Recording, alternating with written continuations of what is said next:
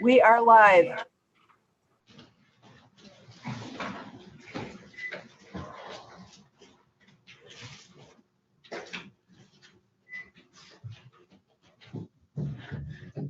I've got it here. It's late edition. Okay, okay, Laura's gonna put it out.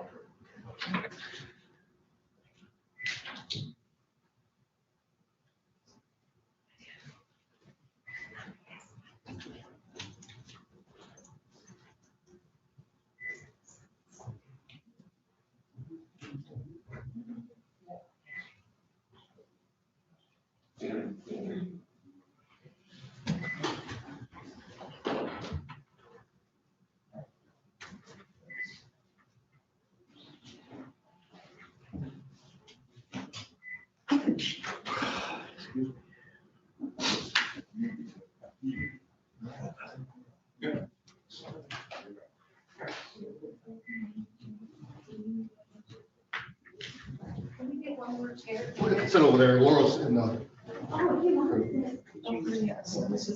Yeah. So are we? And there is overflow downstairs. Yeah. If you wish, you can go downstairs, as we broadcast downstairs. That's what John, please.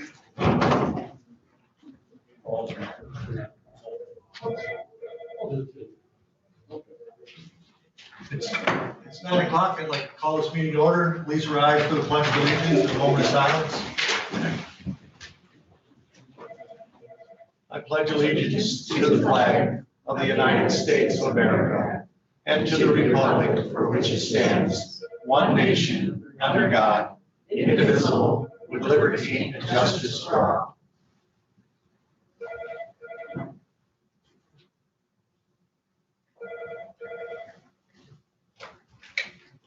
Are you talking for public comment? Thank you. Okay, we're not. Can we have a roll call, please? Commissioner Robbins, Here. Commissioner Rushton, Present. Chairman Bonnet, Here. Commissioner Wessel, Here. Commissioner Soto Silva is absent with prior notice. No, she's not. No, she's Oh, I'm here. sorry, oh, she's zoomed. Hi there, I'll put Zoom. I'm Would you like to here come and right I'm back? Patricia Sotis, little zooming from Leland Township. Thank you. Commissioner Elwire, Present. Commissioner Lautner, present. Thank you. So then that would bring us to approval of the agenda. And I know we do have one late addition here. I have a late addition too, Chairman. Okay.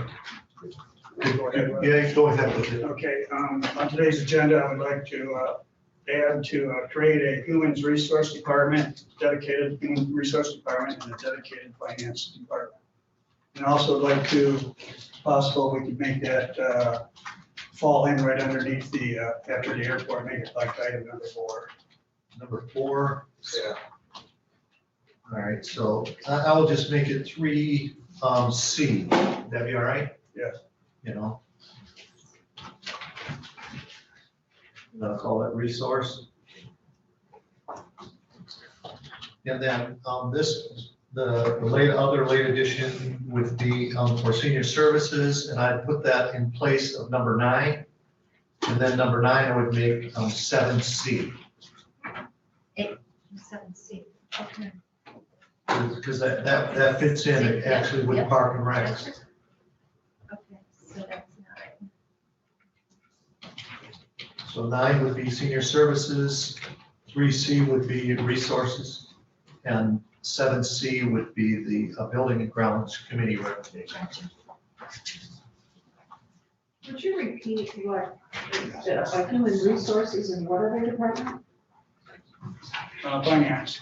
Thank you.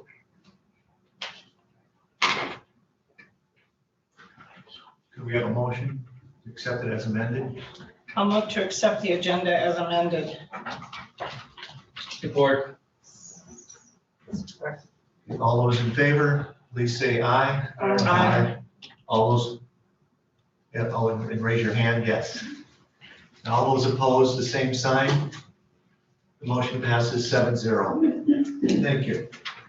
So then that would bring us to public public comment at this time, and if you wanted to call in at 231-256-8109, 231-256-8109. We have someone on the phone already. Sir, you ready? Sure. Okay. Go ahead, sir. Well, good morning, Chairman Buddick, Honorable Commissioners, Mr. Janik, fellow citizens. This is Tom Nelson, the Executive Director of the Leelanau Conservancy and resident of Centerville Township.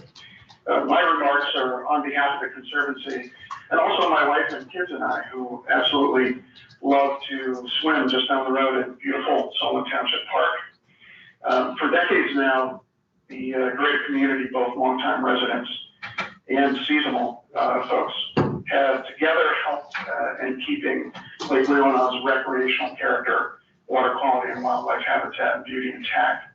Whether it's fishing, swimming, boating, hunting, nearly everybody has a stake in the continued health of the lake.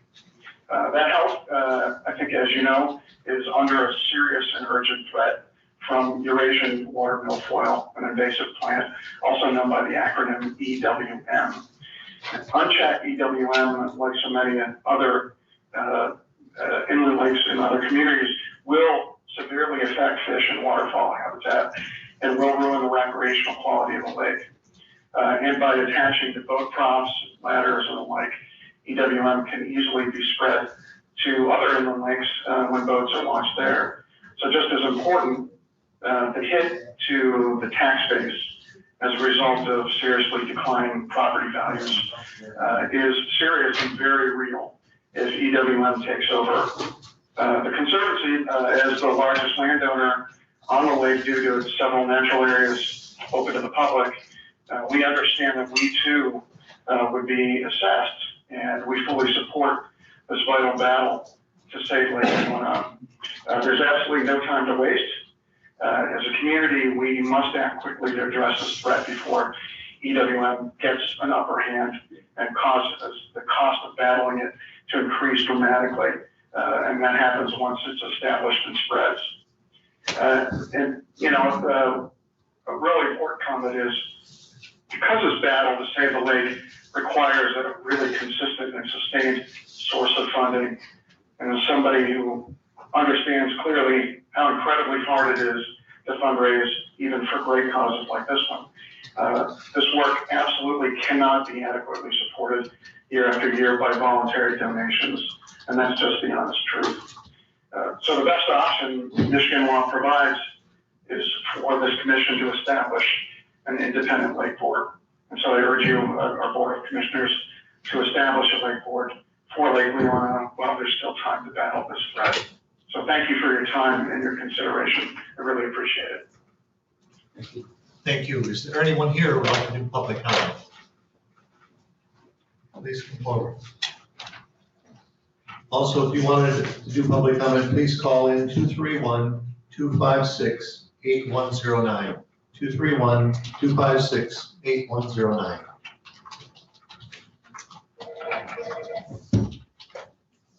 Hi, call for vote. No, no, just saying public comments, so please turn your TV or computer. Been a little while here. At least I'm not getting any divine intervention here like I got the last time. I would just like to say that I think it's kind of time to clean the barn around here with 3 Republicans. One of them's been farming the government too long. The other one don't believe in masks. I just wondered if she would have been in the situation I was, if you got into Munson Hospital, where you have to wear a mask, and where one whole floor is dedicated to COVID. The other one brought up the Great Barrington way of getting rid of the COVID, and being he's the head of Leelanau Whitetails, it seems he was on the right track by watching deer go in swamp. We've seen on Ellen Campbell's property 10 go in the winter and 2 come out, and that's only the strong survive. So that would, to me, be a good indicator that if we had too many people, equating us to people, it would probably work. The The other thing I'd like to say here, I know we can bring religion into this, but I'm what they call a swan Catholic, married once for life. And I have a hard time listening to Catholics here backing former President Trump. When I went to school, there was 12 nuns, and divorce was a no-no. They support a man that's been married 3 times, children with 3 different people, an affair with Stormy Daniels. You just don't cross a man like that. And you people, some of you are still supporting him. To me, I consider just poor Catholics, and if you want to try to get back at me, I have no social media. You can put in writing and sign your name. I'm always ready for good debate. Being in the military, I was taught this, and it seems the Republicans are going to this. Only I can fix it. Something wrong here. We are heading to what Germany was. Thank you. Thank you. Do you have someone on the phone here? They hung up. Okay. If there's anyone else, call 231-256-8109, 231-256-8109. If there's any of the public here who wants to speak, please come forward. While we're waiting for a phone call, that'd be great.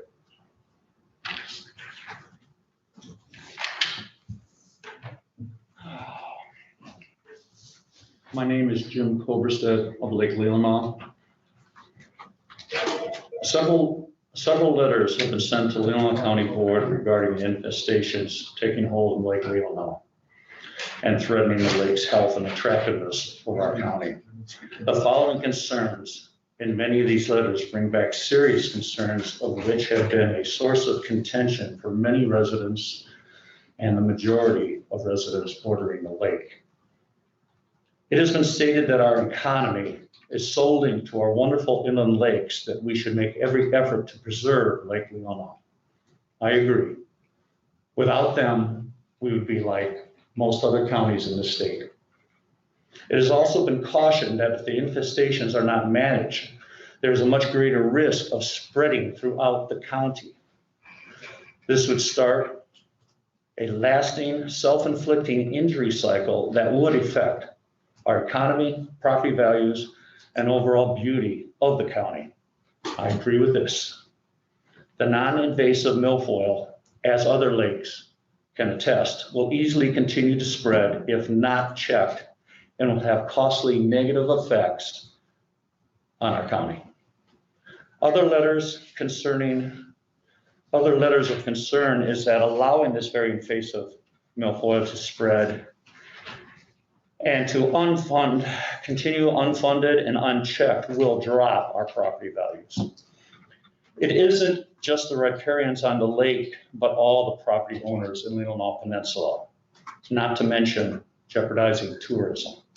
I also agree with this. The question, what would the impact be on our local economy, much less the quality of life, if a small group of volunteers had not taken action? One excellent and thought-provoking question. And a follow-up, that responsibility should now be passed to a more sustainable entity. These views, along with many other views, share the same benefits we all enjoy from the natural resources we have in our county inland lakes in the forms of tourism, construction, agriculture, education, entertainment, just to name a few. Please keep in mind, the lion's share of the tax revenue comes from waterfront property owners who pay 2 to 3 times that of non-waterfront property owners. Not to mention 30 to 50% more for non-homestead property owners. Now, please imagine this, if you can. Your property is bordering Sleeping Bear National Park, or Miles Kimberly, or Veronica Valley, or Sugarloaf of the 80s. Over a relatively short period of time, the land next to you started taking on a less than appealing appearance. some outside, out of area source started depositing undesirable gifts in the area you have no control over. Now add insult to injury, some county neighbors decide you should bear the cost of cleaning up those undesirable gifts and then maintain that property that you don't own, but for the benefit of those which have a place for their friends to go for recreation, along with bringing in more potential business customers for our county businesses. The county benefit, more tax revenue. This is what a special assessment district can do also. Punish unfairly the few for the sake of the many. My point of concern is this, that Lake Leelanau Association has done a great job in researching and testing various options to alert and aid the county in confronting this dilemma we are now all facing. The effort and energy in terms of time and money they have shared is commendable. The concern that the riparians don't own the lake, that is the concern. Thus, we have no control of who uses it or abuses it, like any lake in this county. The state and the county-wide concern should be expensed as such. Remember, the state charges watercraft registration fees for most activities that are used on our lakes. Serious thought needs to be put in these. You have to, your 5 minutes are up, Mr. President. Okay, So we have to move on to someone else. that's fine. Thank you. Suggestions can wait. You still there? Thank you, Chair. Go ahead, ma'am. Good morning. Morning. This is Darlene Dorlag. I live in Centerville Township, and my district is 5. I know I sent a letter through Michelle Crawford to you over a week ago, and I know you must be in receipt of it, and hopefully you've read it. In it, I strongly support and very much see the critical need for a formation of the Lake Leelanau Preservation Board. And I really feel like either higher or lower tax revenues are the problem if we don't pass this resolution. We need to have some form of income to continue the work that our Lake Leelanau Lake Association has been doing. I'm not going to read my letter to you, but I think this challenge is just simply too big for our small lake association to manage. I really feel like this has to be a consistent method of funding this very important project of keeping this milfoil under control. It's never going to be gone. It's always going to be a consistent problem that needs to be addressed on a yearly basis. And so I think the formation of this board will provide a long-term solution and hopefully eradicate most of it for the future. And in closing, I'd like to say that we're asking you to not just solve our problem, but instead allow us to solve our own problem. And I think the only other option is a county-wide tax or village to support this.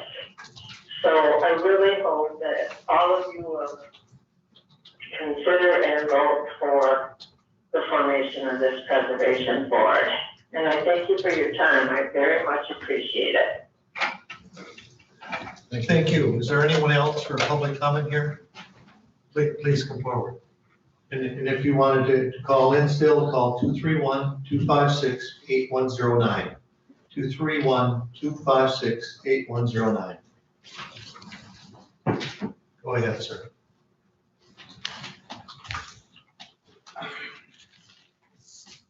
Gary Zamitis, Leland Township. I'd like to read something written by a former Democrat. Me.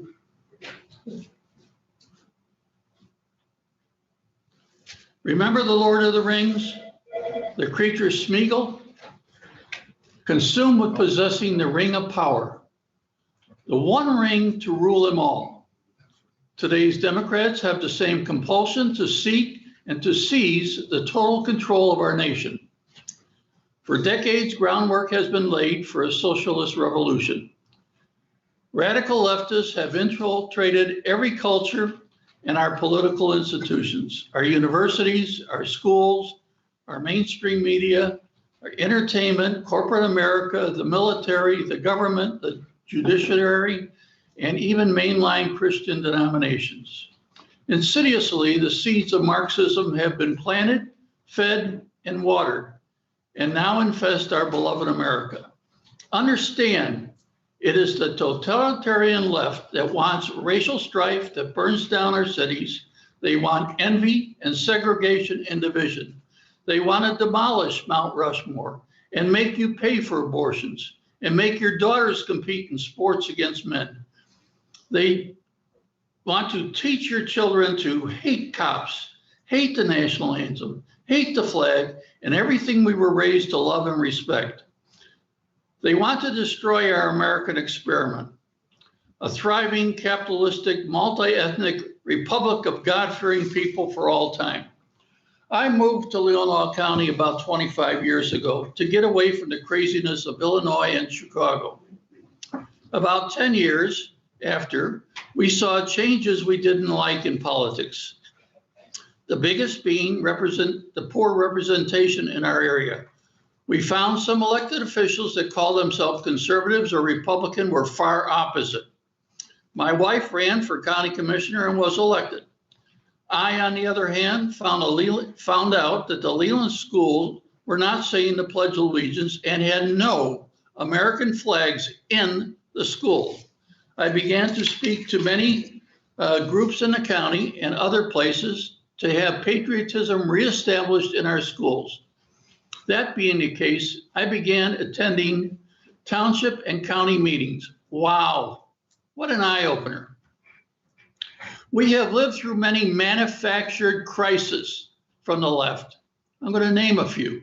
War on women, 57 genders, global warming, Pipeline 5, affordable housing, attacks on our sheriff's policies, 1619 Project, critical race theory, white privilege, virtual signaling, toxic masculinity, defund the police, and recently changing Mother's Day to Birther's Day. And the best of all was banning plastic straws. There are just a few examples. These are just a few examples of the left's insidious seeds planted to divide us so they can control us. I can't wait to hear about Invisible Leelanau. I've attempted to work with Gwen Allgauer, Patricia Sotis Little, Ty Wetzel, and there is no give and take because of their ideology. You have earned my disrespect.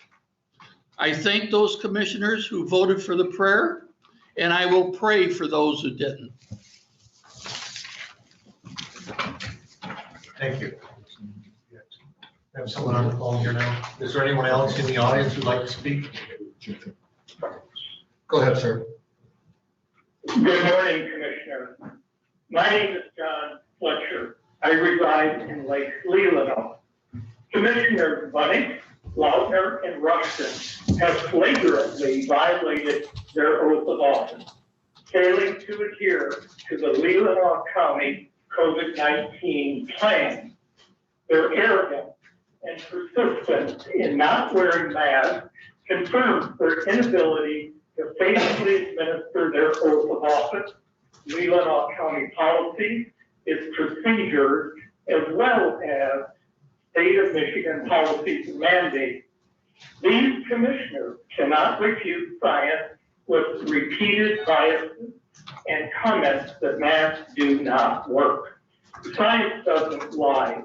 It speaks the truth, facts, which these commissioners still deny.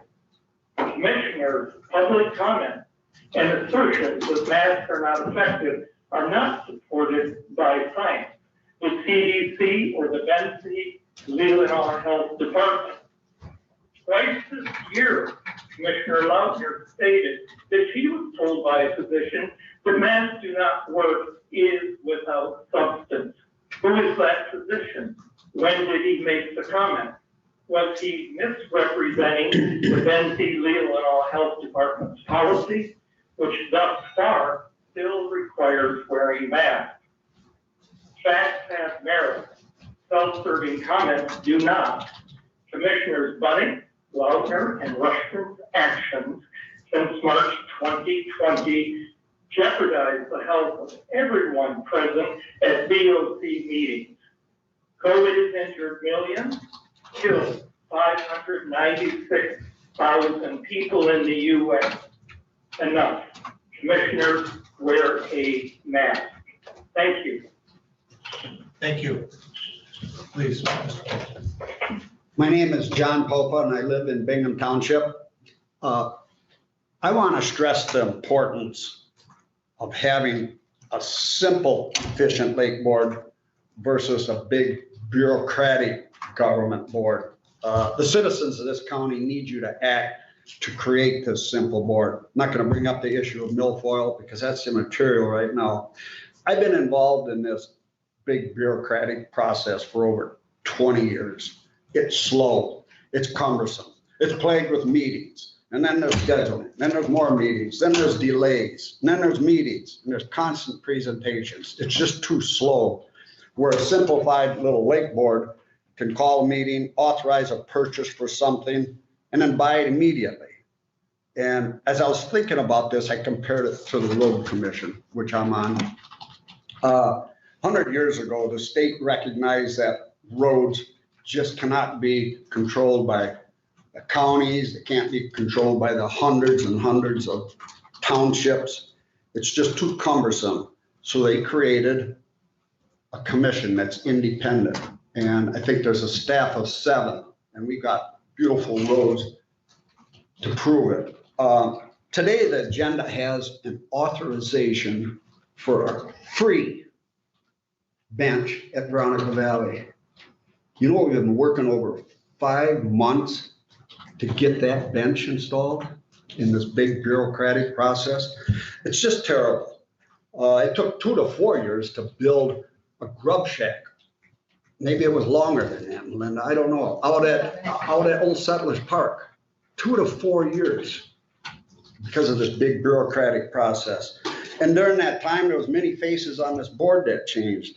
The road commission, they can buy something tomorrow. The manager can buy something for 15 grand. And if we need something, the board can meet and it's authorized. It doesn't have to go through this process.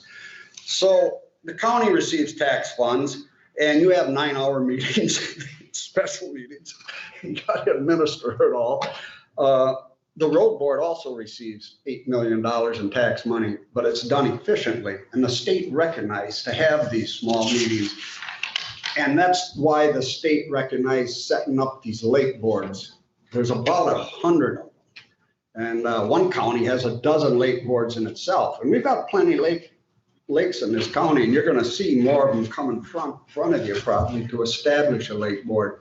And you can't keep it in this big bureaucratic process of 9-hour meetings. Gotta laugh at that. The state has regulations. This lake board follows the same regulations. So there's nothing scary about it. It receives tax money. You have to have public hearings and all that stuff. But you also may have to address things such as red tide or dredging. It can't just be limited to milfoil. There's a process to go through some of this stuff. So in summary, you just need to have an independent regulated lake board, and the state has recognized this, and the county can't get involved in all these little things. It's too big of a bureaucratic process, and the citizens of this county need you to act to create these lake boards now, and there's going to be some more in the future. Thank you. Thank you. Yes, if there's anyone who wants to call in, the number is 231-256-8109, 231-256-8109. Is there anyone else here who would like to speak? Give them a minute to call in.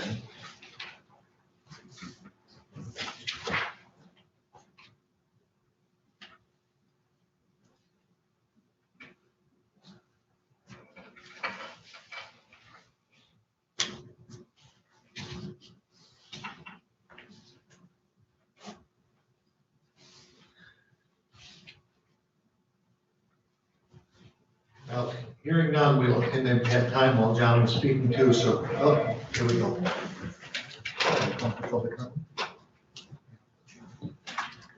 Go ahead, sir. Yes, Jim Johnson, Empire Township.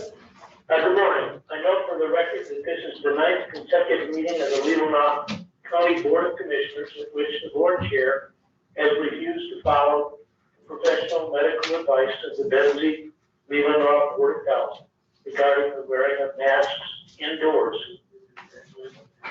Mr. Bennett, you think your skepticism about the need for masks and vaccinations have made our county safer? I do not think so, but that is not the issue I want to focus on today. I am sure some of you read my recent letter to the editor of the Leelanau Enterprise, in which I criticized Mr. Bunnick for wasting commissioners' time addressing inherently divisive issues that have absolutely nothing to do with county business. Unfortunately, Mr. Bunnick continues to unnecessarily push his personal Christian religious beliefs while ignoring the religious beliefs or non-beliefs of others whom he purports to serve. Today, Mr. Bunnick has put before the board yet another draft of his resolution to open commission meetings with prayer. Yet rather than unite us, he continues to divide us by promoting only Christian prayer. He does this indirectly, but quite purposefully, because his resolution allows only clergy from Leelanau County churches to give the opening prayer. Does Mr. Bunnick not know that the nearest Jewish synagogue is close by in Traverse City, that the nearest Islamic mosque is in Big Rapids, and that the nearest African Methodist Episcopal Church is in Saginaw? Does Mr. Bunnick not know that there are atheists and agnostics living in Leelanau County? If he is aware of these facts, one can only conclude that he does not care that he is offending some of his own constituents. That is not leadership, it is cowardice. Thank you for listening to my comments. Thank you. Any other public comment? If there, well, yeah. Okay, come on up and speak. Thank you for saying that, yes. If you wanted to call in, please call 231-256-8109, 231-256-8109. Okay, so. Go ahead. Okay, all right. Charles Knapp, Cleveland Township. Wondered why Patricia was on the screen downstairs. It suddenly dawned on me she's at home. That had nothing to do with the comment. First of all, I want to offer a positive. I don't know who finally got around to correcting the grammar on the Veterans Park sign, but thank you. That grated on me every time I came in here. That's point number one. Point number two. Gary pretty much said everything I was going to say, and then people started calling about the masks again. Let's get something straight. There's science and there's science. And most of the science that says the masks work came out right after they said they didn't work and you didn't have to wear them. The left keeps changing the goalposts on this. Those things are just paper. They can't possibly stop anything. Even the N95s have to be changed routinely by hospital personnel who admittedly are working in a high risk environment. Secondly, one fellow on the telephone called in and quoted the 596,000 deaths from COVID. That's not even close. Dr. Birx came out last spring, a year ago, and said they were going to count everybody who died with COVID as having died from COVID. They're padding the numbers. One place in Florida, they had a motorcycle crash. The guy killed himself, and somehow they found a COVID drop in his blood and claimed he died of COVID. They're just trying to get more money from it, plus scare people more. That's all it is. It's scare tactics and control tactics. And I don't believe the commission is violating its oath of office at all by not wearing them. And I don't think they should be required at all. We ought to stand up to whoever instead of crawling for them. So that's basically what I wanted to react to, probably thankfully on the Democrats' part. I wasn't planning to comment at all until they started calling in about bringing up masks again. Last point. Leelanau is an overwhelmingly Christian county, so you have Christian clergy doing your invocations. If Jay Johnson can dig up a Zoroastrian priest somewhere, well, let him dig him up. But telling us there's a synagogue in Traverse City or a mosque in Big Rapids is completely beside the point. We're an overwhelmingly Christian county. And that's a perfectly valid standard to have, that there be Christian clergy giving the invocations. And I thank the commission for voting to have the invocation. There's nothing unconstitutional about it. That whole business of separation of church and state is stolen by the left, who neither know nor care about the Establishment Clause. They just want to shut down another faction, another factor in American history, because they don't like America. That's just that. They're trying to overturn us. Anyway, that's what I wanted to say. Now I'm going to go back downstairs to the overflow room. And believe me, you're looking at the total overflow. I'm the only one there, really. I thought it was in the wrong place till I saw the video screen. All right, thanks for your time. Thank you very much. Yes, we have someone on the phone. If there's anyone else here, Go ahead, who wants to ma'am. speak, come forward too. Okay, thank you.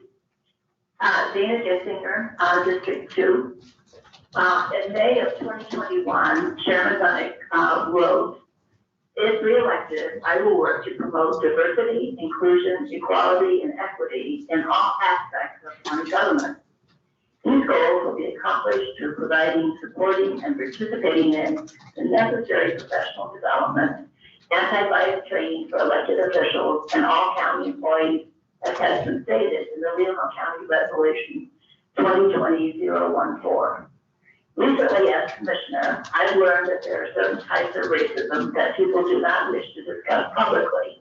How will these kinds of racism be resolved if open dialogue is not allowed? I'm struck by the discrepancy between the above statement and the prayer resolution recently introduced by Commissioner Bunnick.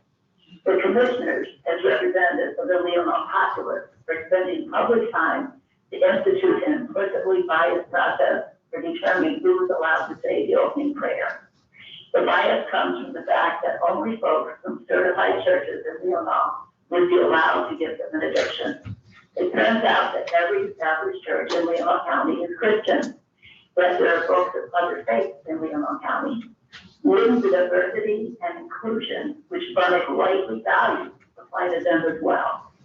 The board needs to either open up the opportunity for giving a benediction to folks of all faiths, or else withdraw the resolution. The BOC is not a religious institution. It's supposed to represent all citizens of Leelanau County. Thank you very much. Thank you. Please go ahead. My name is Cindy Hollenbeck, and I live in Glen Arbor Township. I would like to ask you to vote no on the proposed prayer because, like has been stated before, it isn't a good way to bring people together. It doesn't allow prayers very personal, and nobody likes to be prayed at from somebody else's point of view. You'd like to have your own conversation with God or not. And I just think it'll end up being very annoying to everybody if it gets opened up to somebody you don't like to hear about. It'll be annoying for you. People who don't really want to get preached at all will be annoyed.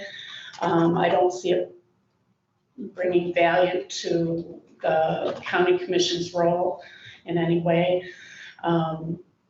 You can see how upsetting it is for many people to envision themselves being spoken to like that. And I don't think it brings value to the county conversation. And that's all, I guess. Thank you. Thank you. Thank you very much. If you wanted to call in, the number is 231-256-8109. 231-256-8109. Is there anyone else here who would like to speak?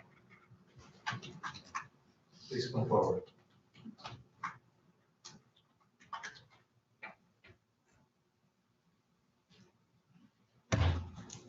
My name is Ann Deco, and I live in Bingham Township, and in full disclosure, Will is my cousin. I'm probably cousins of a lot of other people here, but I just don't know it.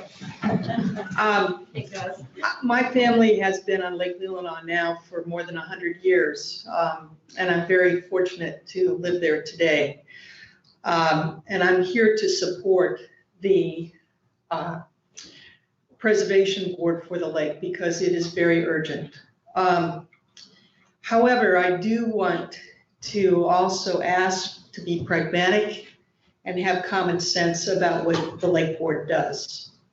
I'm not a fan of needless, let me say, not needless, but I'm not a fan of not having boundaries or limitations within government. I definitely think that government should be manageable and also responsive. And although I know that and I agree with some of the previous comments that there is definitely a need to take it out of this process because this process, obviously, just from what I've seen today, is very cumbersome. And we would need to make sure, though, that the charter and the definition in terms of what responsibilities and what powers the Lake Board has are considered. And so, and that needs to be something that's reviewed and has oversight, not just from the lake owners, but as well from the county board. In addition, I also think that it is important that the lake be treated as an infrastructure to this county. My parents had a resort on the south end of the lake when I was young. I know how important the lake is to tourism, and I do think that it's very important that there be a balance and not all costs immediately go to all lake owners. So this is an asset of the county, and I think it should be treated as such. Thank you. Thank you very much. Any other comments here, public comment? If you're available for a phone, the number is 231-256-8109. 231-256-8109.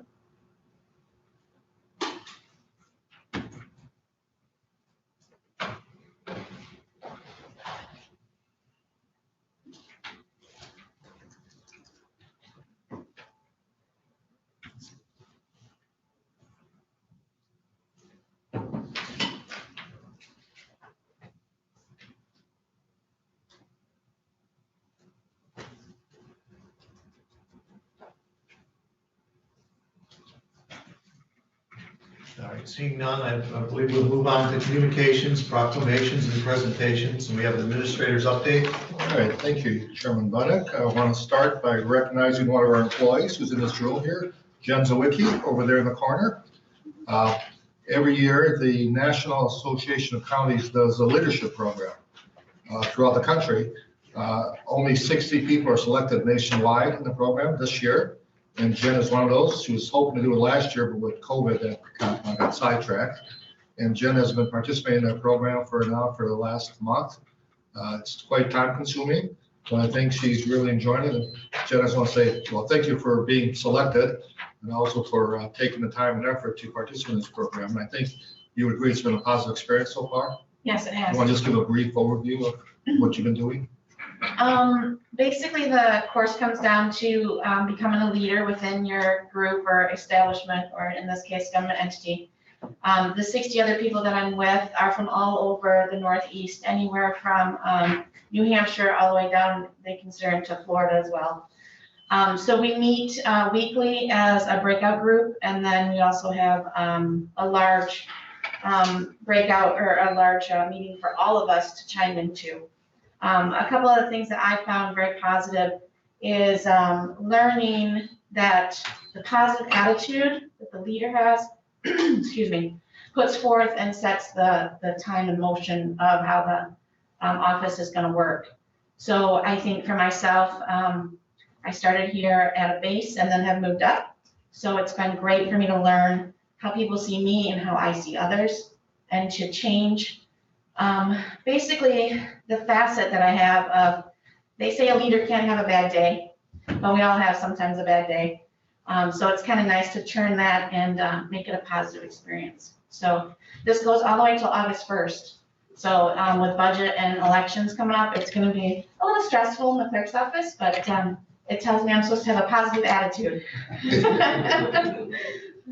Thank you, Jim. Thank you, yes. Thank you for taking us on. We received, as part of the CARES grant last year, 2020, committee development block grant, and approximately $300,000 was reallocated to the county for reimbursement. To wrap up that grant, we need to have a public hearing. That's going to be next Tuesday at 6:30 p.m. And that's been publicized. It's been asked in the newspaper, and it'll be a simple review of who received the grants, and people have a chance to comment. So this is a requirement. So next Tuesday, 6:30 p.m. before our 7 p.m. meeting here. I believe Ron Plumman was supposed to be here.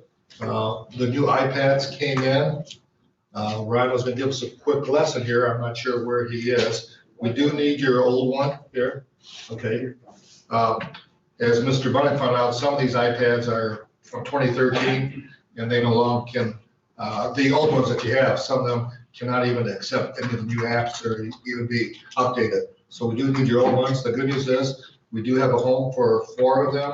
They're going to be in the planning department, and for their purposes, for when they have recycling days and so forth, they'll be great. So we did find a home for 4 of them. We have some other plans for the other ones, which I'll share with you later. But I thought it'd be helpful for Ron to just give a brief overview of the new one. Do you want this one? Sure. No,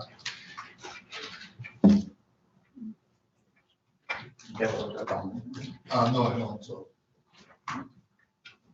No, because it's not even, I didn't. Okay, well, Maybe just walk through it, then you can give a lesson some other time. yeah, okay. The new ones are basically the same as an iPhone, or the newer iPhones. There's a few operational changes that you'll see. For instance, the button no longer exists. I guess how many people have iPhones versus Androids? iPhones, Androids? About half. Okay, so if you're familiar with your new iPhone, you'll be familiar with the new iPad. So there's really no difference. A swipe up from the bottom instead of the button. A slow swipe up from the bottom will show you what windows are currently open. One of the changes that we have made is as far as the packets and any communications that you need, there is a folder now in the cloud where we will drop all the packets of information in so that you can access it directly. You won't have to download it yourself.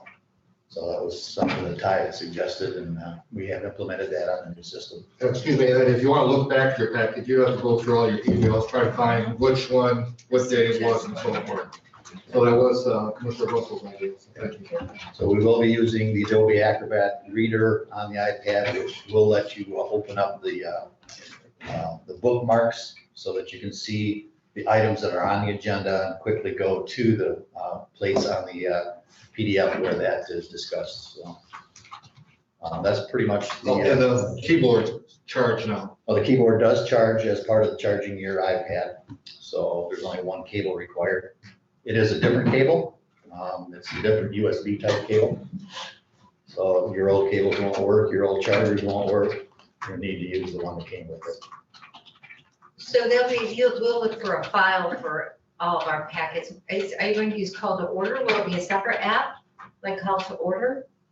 Oh, no, it's just a folder. Okay. Yeah, you'll see a folder on your screen and you just click on that folder, and in there will be a public folder that all the board of commissioners can see. And in there will be the documents. So Laura will put them in there and then you'll have access to them instantly. So it's a shared folder for the board of commissioners. But we do need your old iPads. Yeah, it takes me about a half hour to an hour per unit. I tried to do some of them without having access to your old one, but it keeps sending codes to your old one and you gotta enter the code in the new one, and it's like, okay, this isn't gonna work. So if I can get a hold of your, with your iPad, put a sticky note on there that tells me what your access code is. I should know your iPad or your Apple ID and password there. And of course, I do have your email IDs, so I can get them set up, and I think William has hers. Have you had any issues with yours? No, I love it. That's great. Okay, anything else? Thank you.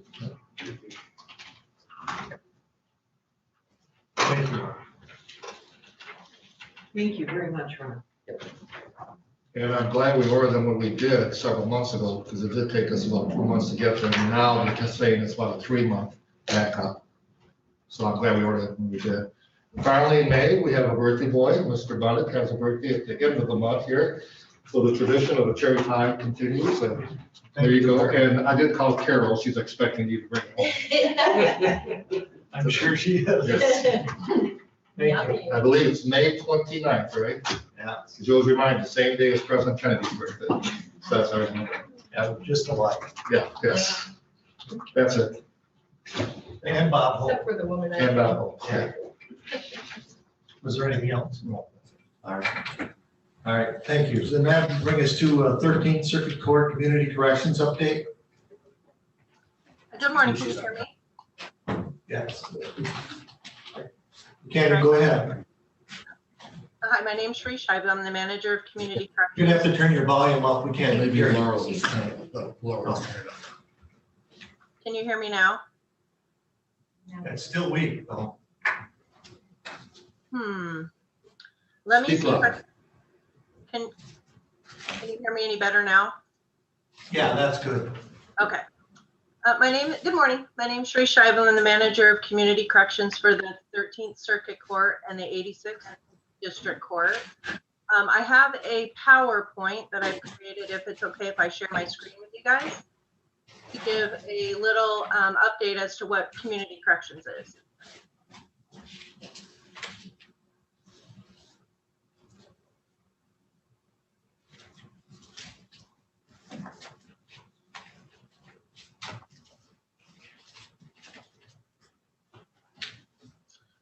So community corrections, who are we and who do we serve? We serve both the 13th Circuit Court and the 86th District Court, and we cover Antrim, Grand Traverse, and Leelanau counties. So all of the circuit area, that's who we service as far as working with the court system.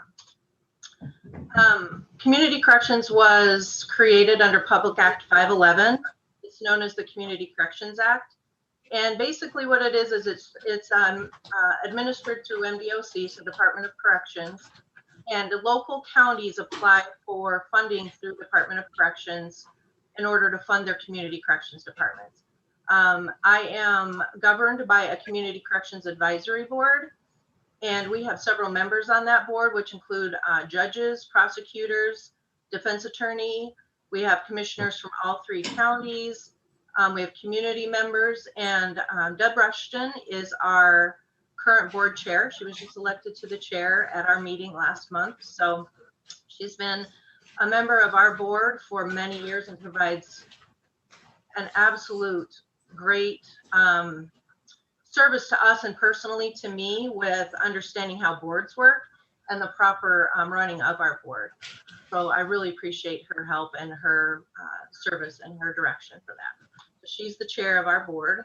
And what CCABs do is we develop programming to meet local offender needs. So we service offenders that are in the probation status through Michigan Department of Corrections. And then we also service those that are on probation through the district court. And each community corrections board creates their own agendas and who we want to serve and what we need to do in our board. It's not something that is directed to us by the state. We have certain categories that we can provide service under, but we as a board, the board determines what our goals are. We do have to meet certain target populations that are established by the state community corrections board, and their current priorities are straddle 2 cell offenders, OWI 3rd offenders, and those felony probation violators. So the goal of community corrections is to reduce prison commitment rates. That's the overall goal. And so what we try to do is offer the judges opportunities in the community for offenders to participate in, so that the judges will keep somebody in a local incarceration or keep them locally supervised, so that they are not sent to MDOC. And we do not, our target population are not those who are deemed appropriate for prison, you know, those that are violent offenders or with more serious crimes. They're those that are eligible and deemed appropriate to be supervised in the community. So some of the programs that we have that we provide are group programming. And so that may be, we have one that is called moral recognition therapy, and that's developing a good thought process and challenging cognitive distortions that participants in our programs have developed over their lifetime. We have programs for trauma therapy. That is one of the things that's been recognized over the last several years, is that many people that come through the criminal justice system, especially those with substance use disorder, have some significant trauma history. And so we as a community corrections board created some trauma therapy counseling that we're getting up and running to address that. We have funding that we provide for domestic violence education, anger management, and then we also refer people to outpatient substance use disorder groups. Our agency provides substance use testing for some offenders that we supervise through our program. They have to be affiliated with one of our treatment court programs, or they have to be somebody who is in a pretrial supervision status. And I will get more into pretrial supervision and what that means and why those offenders are tested through us for that. And that's what we do under supervision services, is pretrial supervision. And then we do an intensive supervision program, which some of you are already familiar with, is our jail alternative placement program, where if somebody is sentenced to jail and the judges have deemed them appropriate to be supervised by us, my staff will go into the jail and we will meet with an offender and create a plan with that offender to determine what they need help with, why they keep coming into the justice system, what are barriers to their success, anything that we can do to stop that cycle of reoffending and reincarceration. And so it's a really intensive program. We don't take easy clients. You know, if somebody's a retail fraud and they've never been through the criminal justice system, they'll most likely never interact with us. We take offenders that are those who come back again and again into the justice system and or have had more serious charges, such as drug charges. And we do that with electronic monitoring with some of those individuals. Another thing that we do is we do assessments on individuals. That's through our praxis, which is done through our pretrial supervision program. And then we also do actuarial assessments that determine the risk and need an offender may have. And that's basically, you know, high risk, high needs is those that we're targeting that have the highest risk of reoffending and the highest needs. And so that is our target population, is those with high risk and high needs. One of the programs we started probably about 5 or 6 years ago, and it's really grown. And we as a CCAB noticed that this was going to be a area that was going to be growing throughout the state. And so we actually started our pretrial program, you know, like I said, about 6 years ago, before this big push through the state of Michigan was happening as far as criminal justice reform. So a lot of the criminal justice reform that has been happening is now targeting pretrial services, and a lot of agencies are just starting to create those departments. And we have really robust program that we do with our program, or our department. And so we're really already above the curve on that. And that's something that I'm really proud of, is what we do through this program. And so this primarily is only for felony offenders or those that are charged with a violent misdemeanor, such as domestic violence or a serious assault battery. And so what our department does is we do what is called a praxis, and that is a risk assessment. And it is a determination of somebody's risk to return to court, or if they're going to be a risk to the community. So my staff gathers their criminal history. They do an interview with the individual. We may call references for them to find out if they have anywhere that they can return to if they're released from jail. And then what we do is we use it's a validated tool, and we send recommendations to the court. And we are recommending whether or not somebody is released or not released. And if they are released, what conditions that may be appropriate for them in order to be safely monitored in the community. And so our goal is that somebody is not spending more time in jail than is necessary. but also to identify those individuals that cannot be safely monitored in the community. So it serves, both of those purposes. When someone is on our felony pretrial supervision, if they're an OWI third, we do have grant money that funds for them to be supervised on an in-home breathalyzer or a continuous alcohol monitor. So one of the barriers that we identified was that OWI third participants in particular, they are a risk to public safety. And if they're monitored, then we can reduce that risk. But the barrier was a lot of people couldn't afford that. And so we did receive grant funding so that we can provide that for them. And that's not something that they do have to pay for. And then we also monitor individuals that are ordered through the court to be on a GPS. So that can be that they're ordered through house arrest, or they have an identified victim that they're not allowed to have any contact with. So my staff monitor all of those individuals that are released from jail on any kind of supervision that the court has ordered. We also report any violations to the court, and we attend court hearings when that's required for those that we're supervising on pretrial. So I am really proud of our program that we have with our pretrial program. The judges and the magistrates really rely on our praxis recommendations, and even many defense attorneys like them because it's an unbiased tool. It's not just a judge making a decision. It's a tool that's been validated, and it's actually, the praxis is what is used statewide in Michigan. And so it's not just us that are using this tool. And so it's a really good program that we have for that. The next one that I already talked and touched a little bit about is our jail alternative programming. So this program is voluntary, and these are the ones that folks are already in the jail. And if the judges deem them appropriate for us to see, and if the offender would like to participate, we'll go in and, like I said, develop a plan with them. It is a really intensive supervision program. We can place them in recovery home placement. So recovery homes were once called transition housing. And when they're in that, they have a case manager that's assigned to them. And it's a really structured living environment because many people don't have a safe environment to return to. The homes that they're going to return to are maybe not supportive through their families, or there's alcohol or drugs in the environment. So we can send them to recovery homes.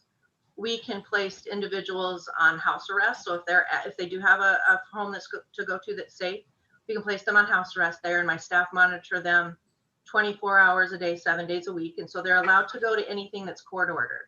They can go to work, they can go to counsel. Well, they're required to go to counseling, attending any outpatient services, and attend 12-step meetings, community recovery meetings, anything like that. And so we allow them to go attend those things, but otherwise they are required to stay at home. So when they're in this jail alternative program, they're with us while they would have been in jail. So this is not probation where they just are able to go out and freely move in the community. They have to have permission for everything they do because they would be in a jail environment. And then we can supervise people that are on community service work for the court. And then we also place individuals in residential services placement, and I'll get into that a little more further as we're talking. But this is anything that we can put anybody in our jail alternative program. So residential services, there's two kinds of it that we use, and one is called probation residential services. This program is actually funded by the Department of Corrections, and it is only for felons. So this is not something we can put misdemeanor participants on. We place them in a facility. There's many located throughout the state, and this is for up to 150 days of placement. While they're there, they can receive intensive substance use disorder services, or they can receive less intensive cognitive behavioral residential services. So both are highly structured programs, and it just depends on if somebody has a substance use disorder or their issues are more cognitive based. And while they're there, they have to, many times they'll have to get employment, they have to participate in education and substance use treatment. And we actually, on our campus in Grand Traverse County, have a PRS facility. That's a picture of it. So this used to be the work release facility for Grand Traverse County, and when they decommissioned that, treatment services in Traverse City approached us to develop a PRS facility. And so this is a 12-bed facility for males. It's actually closed right now because of COVID, because they don't have the ability to provide safe social distancing there. It's pretty small. But while they're here, they are required to get a job and go out and work. They're required to attend any kind of counseling that is deemed appropriate for them. They have to participate in at least 9 hours per week of programming through the PRS contract. There's case management services. And if they're not working, they have to be participating in community service work. So one of the biggest things that we have found in our department is that people that are busy are not getting in trouble as much. So I have a very firm belief I will give somebody maybe a week or two to get a job. And at that point, if they are not working, they are going to be doing a lot of community service work. Gives them the option to either do community service work or go get a job. But they are not just roaming the community, and they're not just sitting in this facility. This also goes for those that we monitor on house arrest or in the recovery homes that I was talking about. So we keep our folks very busy. Some of the things that we've identified over the years is that many people have not developed basic life skills and what it takes to just manage a functioning life. So that's what we're trying to do, is get them in the habit of going to work and taking care of themselves, taking care of their bills, and taking care of their requirements. So I'm looking forward to the day that we can actually open that facility back up, because it is a very big help. Otherwise, we have to transport individuals. The closest one we can transport someone to is almost 2.5, 3 hours away. So this facility on Grand Traverse County property only services Antrim, Grand Traverse, and Leelanau participants. The only other time that they will take anybody else in is if they have a big vacancy and we don't see anybody coming up anytime soon. They would then take somebody from Wexford, Benzie, or maybe Kalkaska. So it only services our area, and that's something that's really important for us. And we are actually the only community corrections department in the state that has a PRS facility like on our own campus. So it's really unique for us. One of the other, Therese, we have a very long agenda today. Can you bring it to a conclusion? I'm done. This is my last slide. All right, thank you. You're welcome. And then the other thing that we do with residential services is we can send both misdemeanors and felony offenders out into the community into residential treatment. And so while anybody is with us, we have them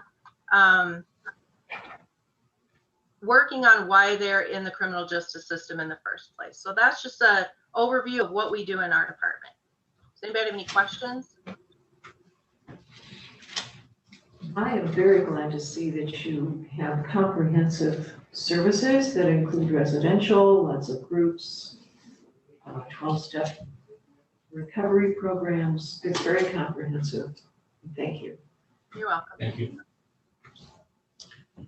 Commissioner Rush. I just want to say that actually we have a very competent staff. They're very dedicated all the way from the judges on down to the probation officers. They're very dedicated, and their goal is to bring, give an opportunity to these people who have made a mistake in their lives. So it's a great program, and we're thankful that we have it in our community. Good job, Sharish. Thank you. Yes, very nice. Thank you. Thank you. Any other questions? Seeing none, thank you very much. I really do appreciate the information. Keep up the good work. Yes. You'll be hearing from me in just a minute, so I'll stay here. All right, thank you. Yes, because then that brings us to probate family court update. Good morning. Good morning. Good morning. Judge Kromkowski here. Chris Mattis, our probate registrar, will be presenting our report from the probate court. And I don't think the board has met Rachel LaCrosse. Closer, Rachel. A little closer.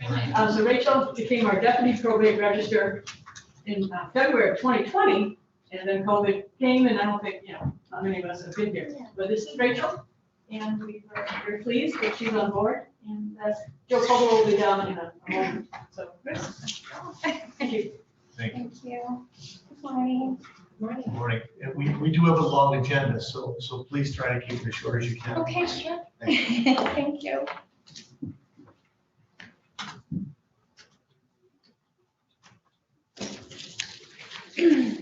Okay, Judge Kromkowski has been with us for 2 years, 5 months. She's the probate and family court judge. I continue to review files from the past and submit corrected orders and closed cases as warranted. Corrective measures have been implemented to ensure no further delay in properly processing files. Cases are also transferred to different counties once it's determined that the ward no longer resides in Leelanau County. Our deputy probate registrar, Rachel, is taking an online class to become a certified court reporter. And on June 16th, she is taking the Michigan State CER, or Certified Electronic Recorder exam. Unfortunately, the exam was canceled twice due to COVID. So this was the first available date for the exam. She has been invaluable in our task reviewing the backlog of administrative oversights discovered after the prior probate registrar's retirement.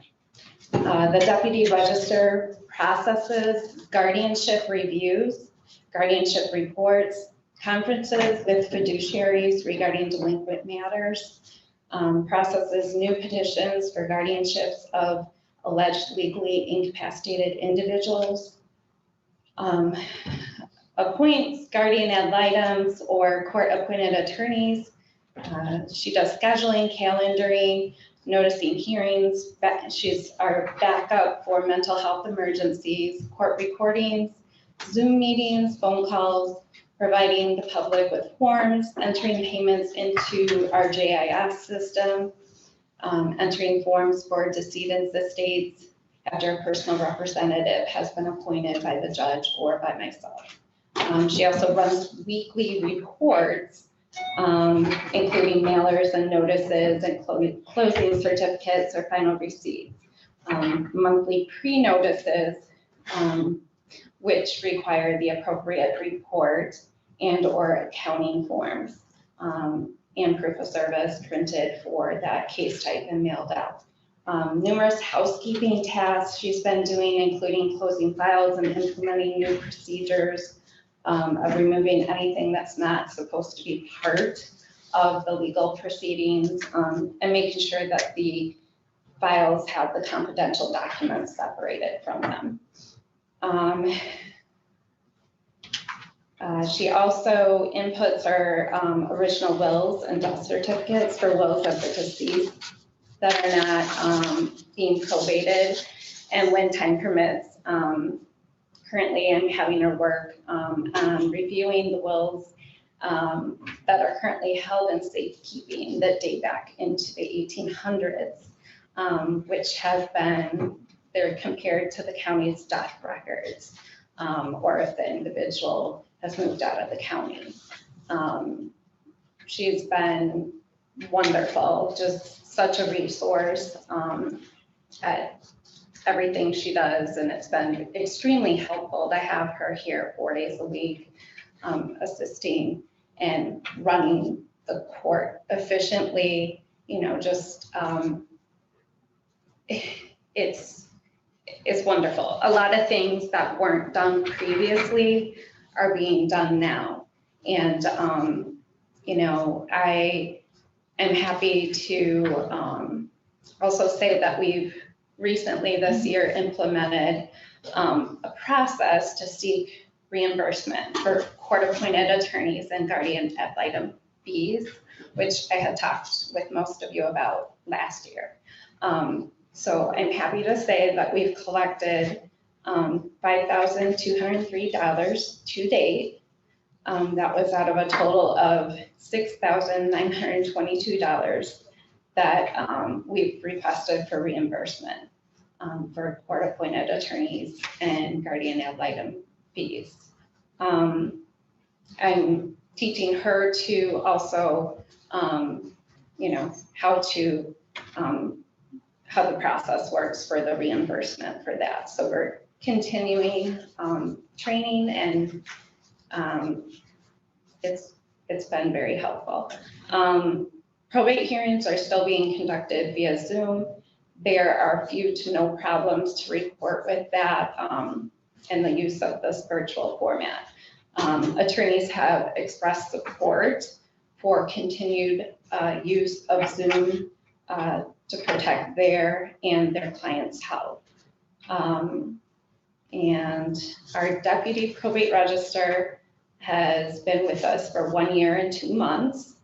Most recently, part-time, 4 days a week this year. And I've been here for 1 year and 6 months. Thank you. Thank you very much. Any questions? How much of a backlog is there still on those files? So we continue to work on files because we're just finding things. I feel like we're really on top of things when it comes to like the ones that were in dire need of immediate, attention at that moment. But we still, it's kind of a continual thing where, to keep the probate court working efficiently and provide services to our county, just not having things slip through the cracks and implementing these processes that really were not done before. At least for me, it's essential to have, Rachel.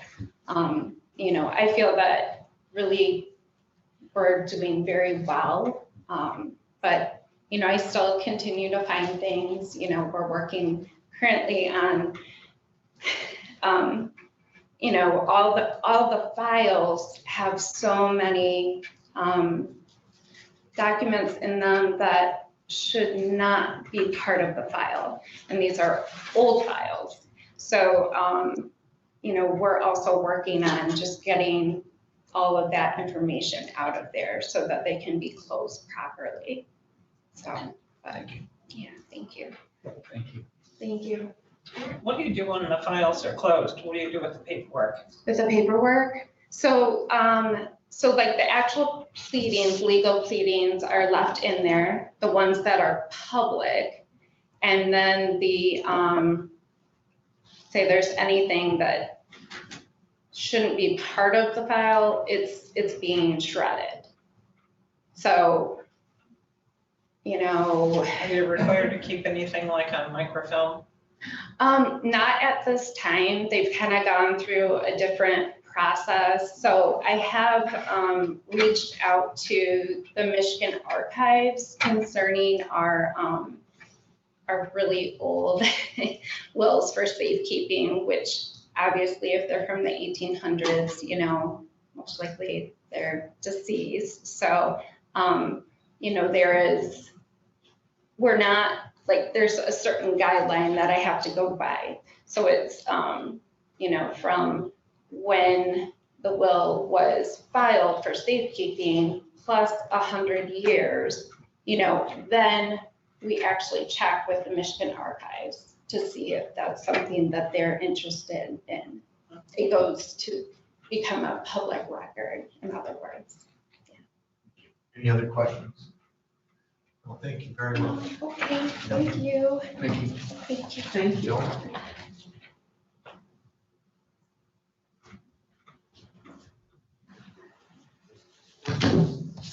Good morning.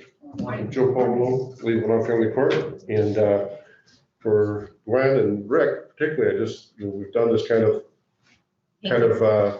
spiel before, but some of you have not heard this, so I'm trying to update you on what's going on in family court.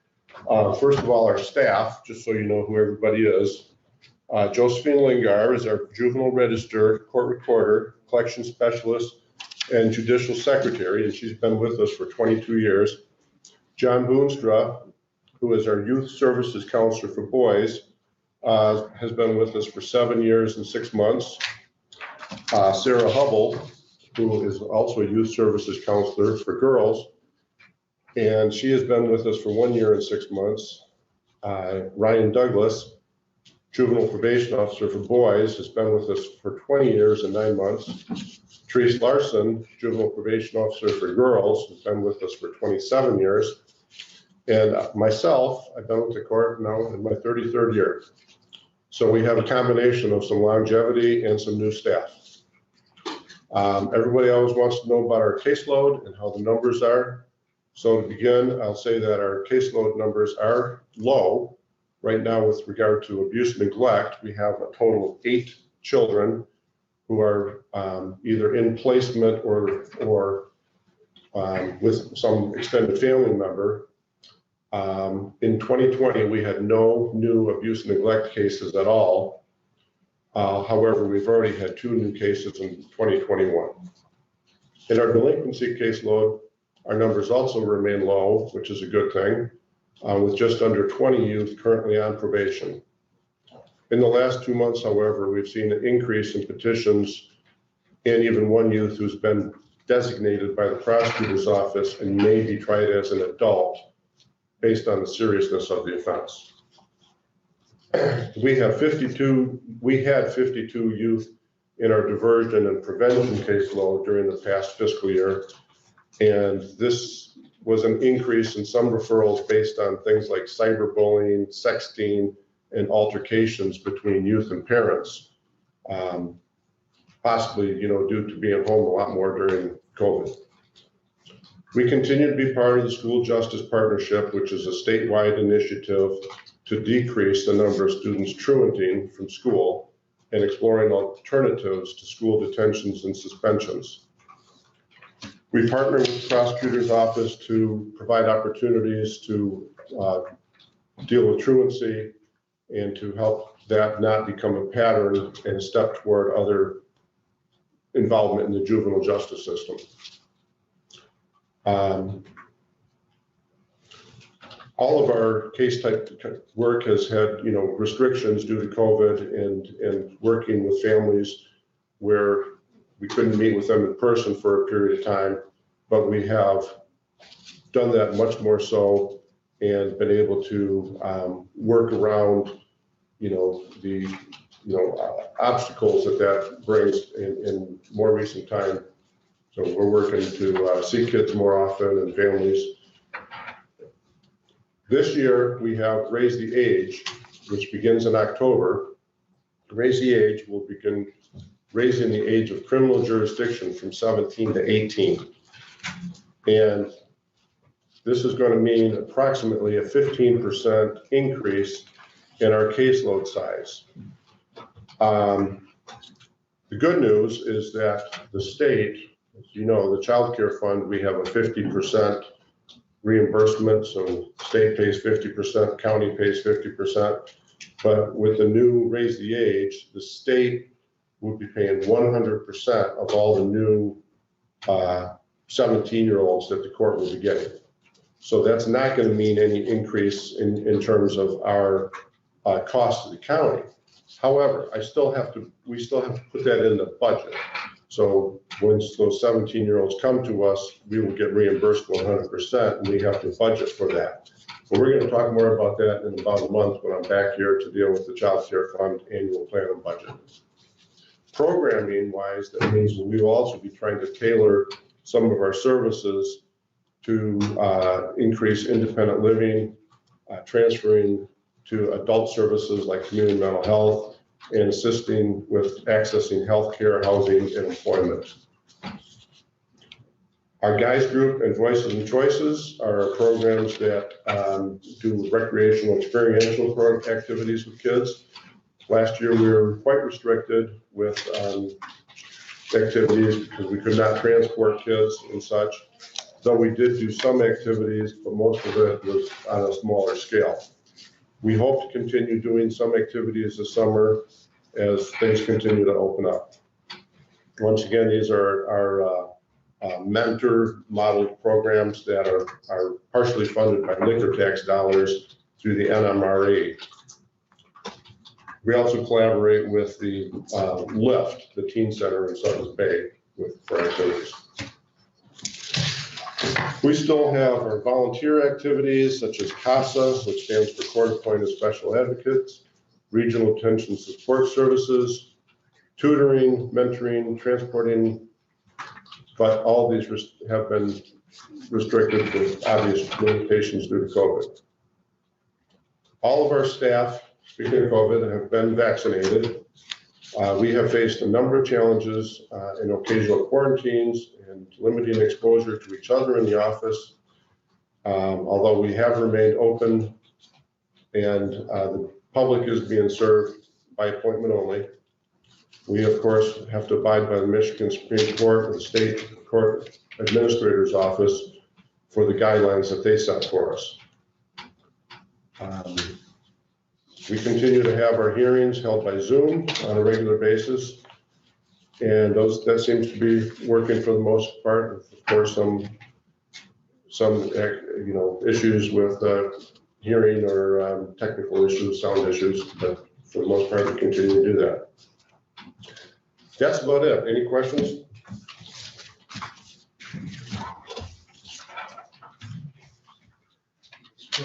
How long is this, the court going to be in where you don't meet with them personally or see the families? We're still in phase 2, which is the set by the State Court Administrator's Office, our local administrative order.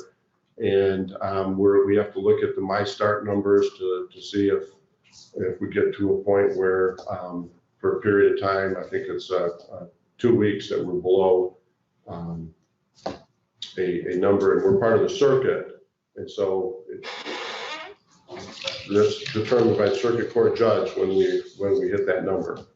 So they haven't determined the criteria that you need to, it has to be met like the governor has, she's mandated. It's not set by the governor, it's set by the State Court Administrator's Office. Correct, but they haven't set a criteria. Well, there's a criteria, but we haven't reached it yet. Commissioner West.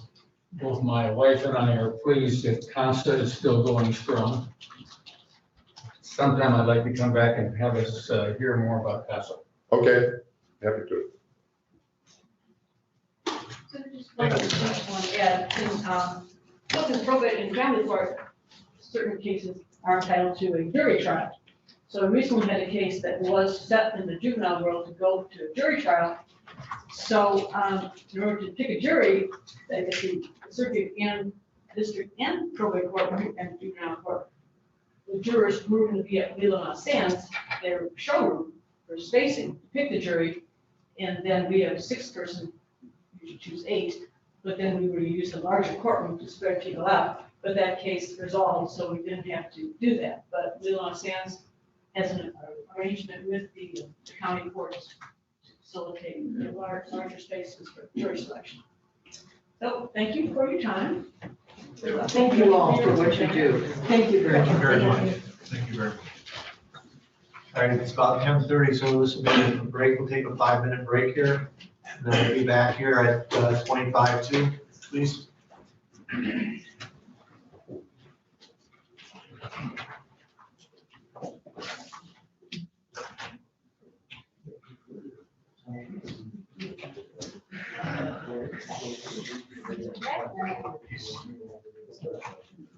We're doing a special advocate. Hi there. Good to see you. She said you did, but I'll call you. You shouldn't leave your cell phone. And so I just thought it's 218, right? Lizzie was good.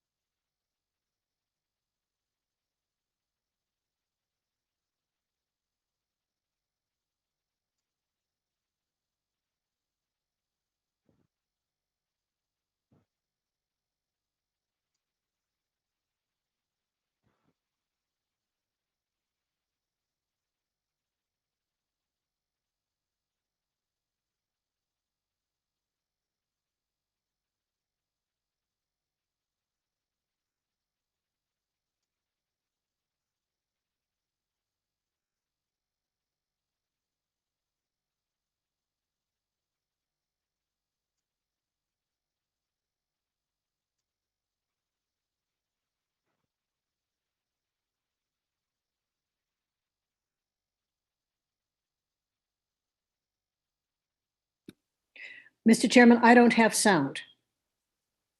Can you hear me? Thanks. You have it now? Okay, thank you, thank you. Therese, we'll delay you a little bit, sorry. All right, go ahead, Kevin. Good morning, and thank you for having me back. I appreciate it. Here this morning, I'm on behalf of the Airport Commission and the Airport Authority on 2 items. The first item is an assignment and assumption agreement. That is an agreement that's between the 3 parties that are involved, actually 4 parties that are involved. The Airport Commission, Leelanau County, and Grand Traverse County, and then the Airport Authority. The assignment and assumption agreement is based upon the principles of the grants that the airport has and that the 2 counties on behalf of the airport have entered into over time. So that looks to transfer all those liabilities to the Airport Authority. So as current grants, we have to meet the grant assurances. I think I've talked about those many times here at the Commission. And so all those requirements that when the 2 counties were part of those grants are now will be transferred to the authority. That also includes property such as fire trucks, snow plows, and other property that was acquired through the grant process. So that's the assignment and assumption agreement. The indemnification is 2-part. One, it referenced the act, which basically takes care of all past liabilities. And then the indemnification, which is in the assignment and assumption agreement, takes care of the liabilities that are current. So that transfers them to the authority. Okay. One more thing, these documents were reviewed by our legal counsel. They made some minor revisions, which I believe you incorporated. That's correct, they are incorporated. So they have been fully reviewed by our counsel. And I would like to make a motion, however, I'm trying to look for, okay, here we go. I mean, Mr. Chairman, I would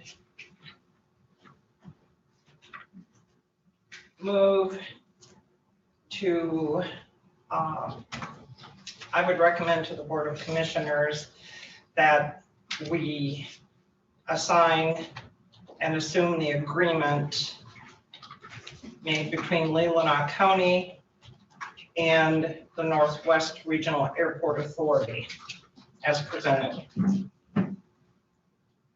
Support. I don't think that's what this says. As I read it, we're assigning.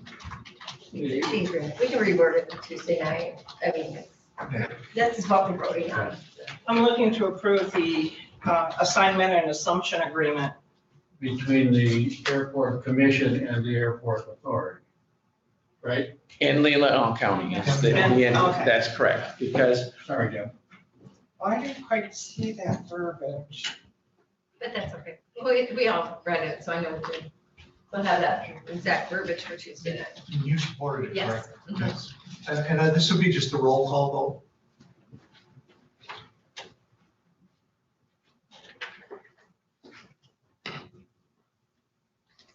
Commissioner Rushton, Yes. Commissioner Solis Little, Yes. Commissioner Wessel, Yes. Commissioner Algar, Yes. Chairman Bunnick, vote. Yes. Commissioner Lautner, Yes. Commissioner Robbins, Yes. 7-0. Thank you very much. Then that would bring us then to the proposed property purchase. The request is for the Airport Commission to continue its purchasing of airport properties in the runway protection zone for runway 36. This is on the south side of the airport.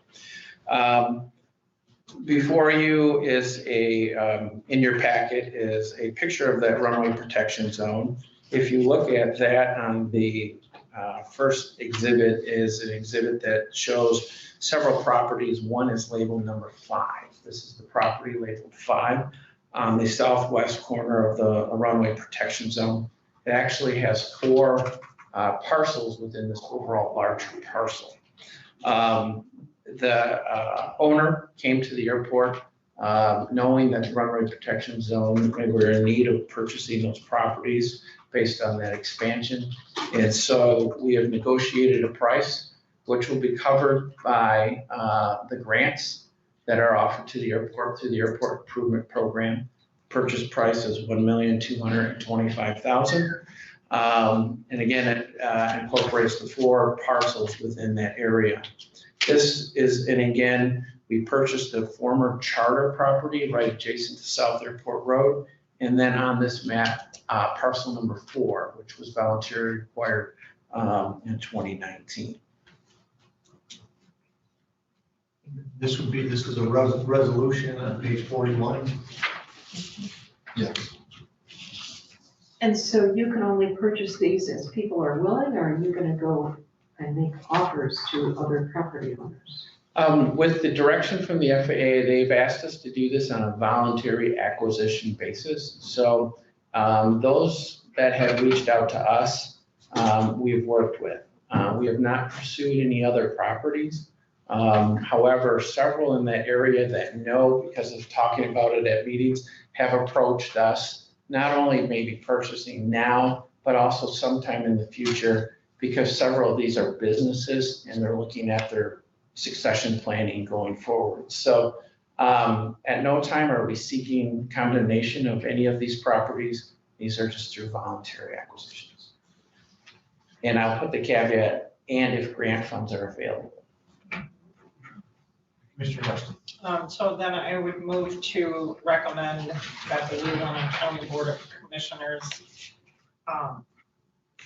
authorize Northwestern Regional Airport Commission to acquire the 723 Dual Road, Traverse City, Michigan, as presented in the resolution.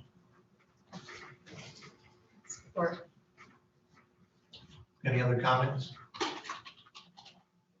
Commissioner Sotoslov? Just a question. This is acquisition to protect the runway and the airport area. What uses do you envision? Is this for runway expansion, or just to be sure if there's something, heaven forbid, that goes wrong, the surrounding areas are protected? What are your thoughts on that? Because I didn't see it in the material. Your second point of, yes, it protects the current runway use. And so the trapezoidal shape that is in the diagram that you see is the runway protection zone. That area is to be free and clear of any objects that an aircraft could impact, such as buildings in this case. So the final result of this property will be similar to the charter property and the other home that we purchased, will be to remove those structures and make it level ground. So it's just simply protection, as the words imply. All right, Correct. Thank you. You're welcome. And so, what will this allow when this is completely clear? This then, because the runway protection zone establishes that zone for flight, it meets then the standards for the approach that the FAA set, which is that trapezoidal area. So basically, it's not like a zoning where it's going to allow any use. The use is for airport approach. There's no other uses allowed. It's trying to come into compliance. Correct. It's bringing this into compliance. And basically what you're saying is what we have to do is remove all obstacles in that area to keep that area nothing but open field. That is correct. That is correct. And that's The previous zone was a lot narrower, but with satellite technology, they put in a GPS, the FAA put in a GPS approach. Then because they did that, that expanded the width of what that was. So before, we did not impact any of those homes or the businesses there. Now with the wider protection zone, we are. So we are working with each property. The FAA gave us time. They did not set any deadline, but they said, let's go through voluntary, let's make it a priority, and that's what we've been doing. Okay, so we're not restricted until this happens. Correct. But I don't see the FAA coming in and saying you have to buy these. This is kind of the standard practice with GPS approaches across the country at airports. They could though, couldn't they? If the situation changed, they could come in and force us to Certainly, I think though, the most that they would really force upon this, because this will be the last residential areas, would be then to work with the commercial properties on an easement basis, which would be more of a height restriction. The FAA really wants residents out of this area. Businesses, if they're, you know, they don't have height issues, they're not producing anything, or they're not emitting radio signals that, you know, keeps that area. Thank you, Kevin. Any other questions? So again, this is a resolution, so it'd be a roll call. Then just call today and then next week a roll call? Yeah. Well, let's just do it as a roll call. Okay. Commissioner Rushton? Yes. Commissioner Solis Little? Yes. Commissioner Wessel? Yes. Commissioner Elguyer? Yes. Chairman Bunick? Yes. Commissioner Lautner? Yes. Commissioner Robbins? Yes. 7-0. Thank you very much. Thank you very much for your time today. Yeah. Thank you, Kevin. Thank you. So then that would bring us to 13 Circuit Court approval of resolution for the MDOC grant. Commissioner Rushton. Yes, Mr. Chairman, I would recommend to the Board of Commissioners that we approve resolution from the 13th Circuit Court Community Corrections for a grant application to the MDOC for fiscal year 2022 as presented. Support. All those in favor, please raise your hand. All those opposed, the same sign. I meant to say yes. I was handed these. All right, I have a question. motion passes 7-0. All right, so then, were there any questions or anything about it? No. So thank you very much. We'll move on then to the Lake Leelanau Preservation Board request. Please come forward.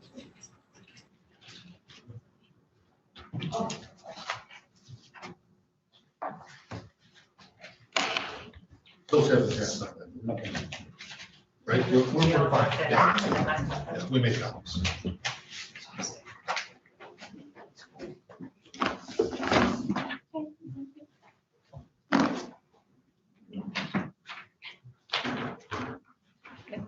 Go ahead. Good morning.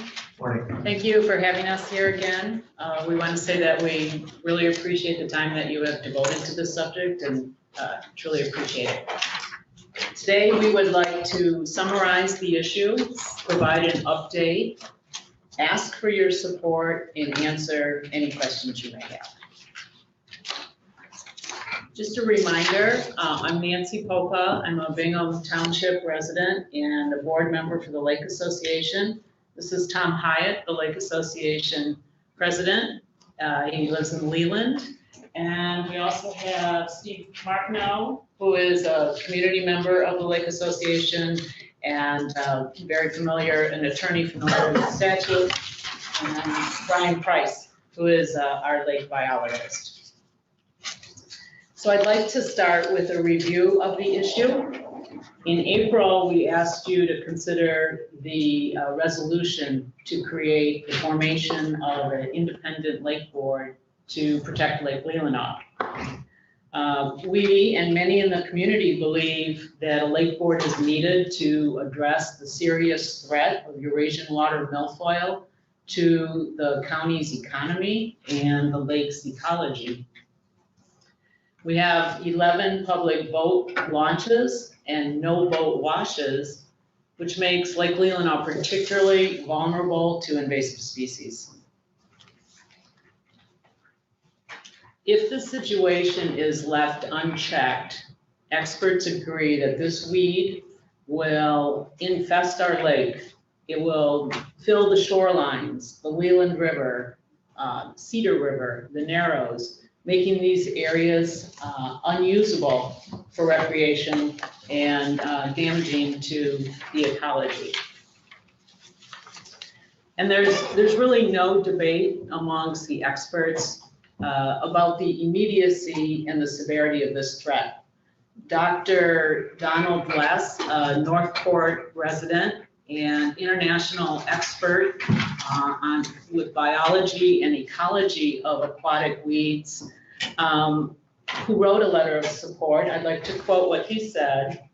And he says, "It must be taken seriously to avoid the inevitable ecological and economic degradation of Lake Leelanau." So we believe this problem is too big and too expensive for the Lake Association. And we also believe that the county has many other important things that demand their time, their resources, and their expertise.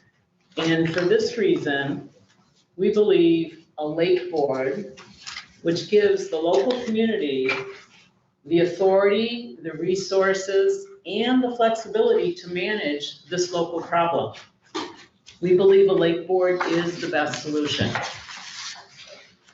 So we'd like to tell you what we've done since we met you last time. We've talked with each one of you individually, talked about your concerns, answered your questions. We've touched base with all 6 townships. We've provided them with a detailed rationale and frequently asked questions document, the presentation that we made to you. And they posted it in their meeting packet so that it was available to community members that follow the township meetings.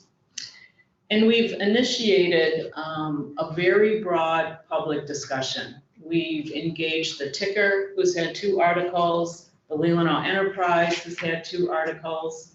The Lake Association has sent a very detailed letter to 425 of its Lake Association members.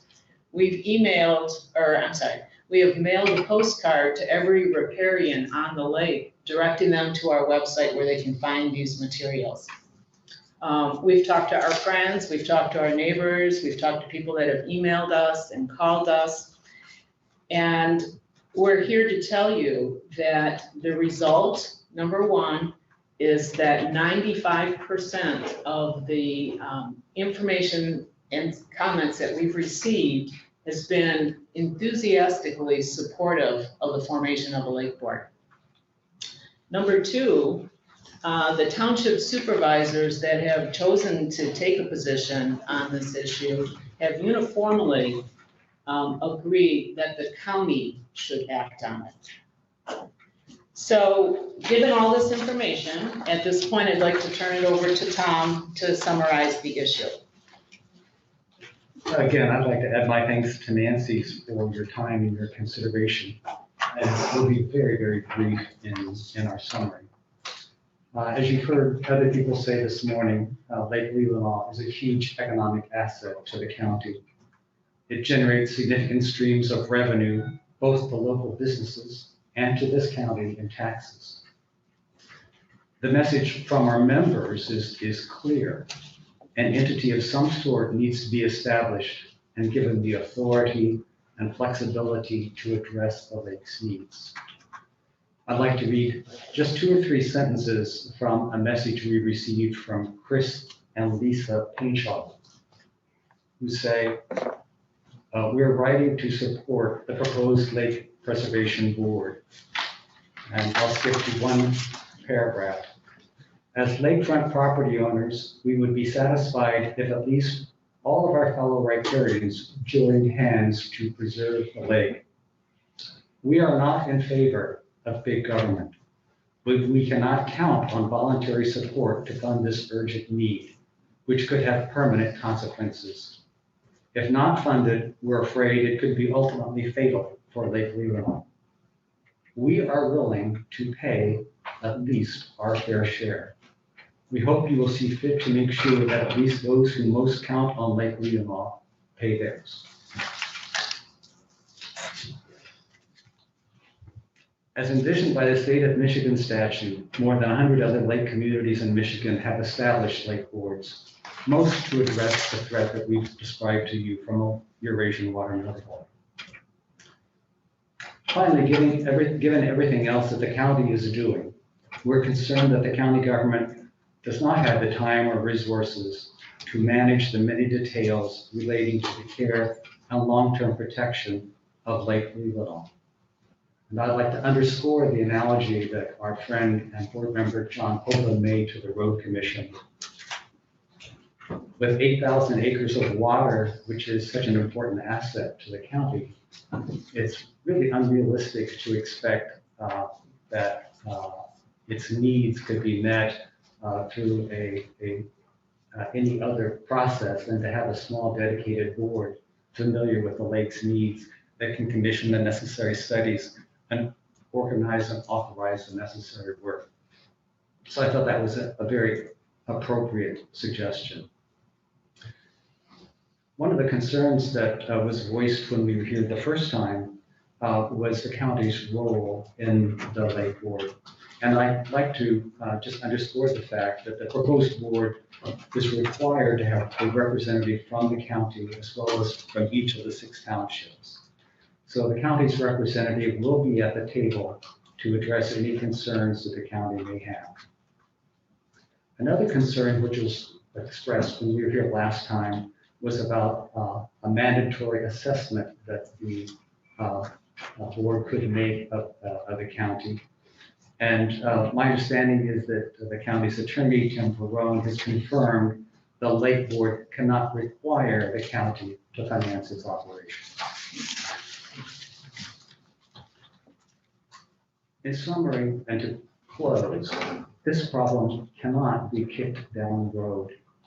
There's simply no one else in the county who can or will address it. If we don't take any action, the damage to the lake and the cost of control will quickly rise, as they did at Houghton Lake.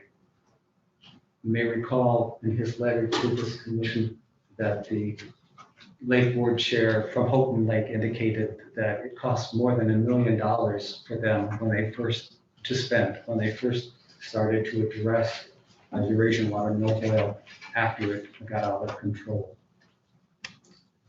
And finally, I'd like to close by reading again just 2 or 3 lines from a letter we received from another riparian, Mark Smith, a year-round resident and longtime lakeside homeowner. Mark writes, "We have an opportunity here. It's not too late. With the help of the Leelanau County Board of Commissioners at this critical juncture, it will be possible to continue the remarkable efforts of the Lake Leelanau Lake Association and the Grand Traverse Band of Ottawa and Chippewa Indians, who have taken the lead and paid for the work out of individual member donations. Now it's time for the board to step up and recognize that this is a critical opportunity to act for the good of every resident of the county by establishing a lake board to address the existential threat of Eurasian water milfoil to our beautiful lake and beyond." So for all these reasons, we respectfully request that you pass the resolution drafted by the county's attorney to create a lake board and permit the lake community to save our lake. Thank you very much, and we're happy to answer any questions that any of you might have. Yes, thank you. Thank you for the presentation. And I certainly have to commend you on your campaign. You've run a very good campaign for this project. Do you think, I'm not ready to support a resolution today. I think we need a little bit more work on it. I'm looking for some certainties in there. You know, we as a board, we as county government, you can call it cumbersome. A lot of people do. However, while it's cumbersome, it's also accountable to all the people in the county, all the voters, which are my concern.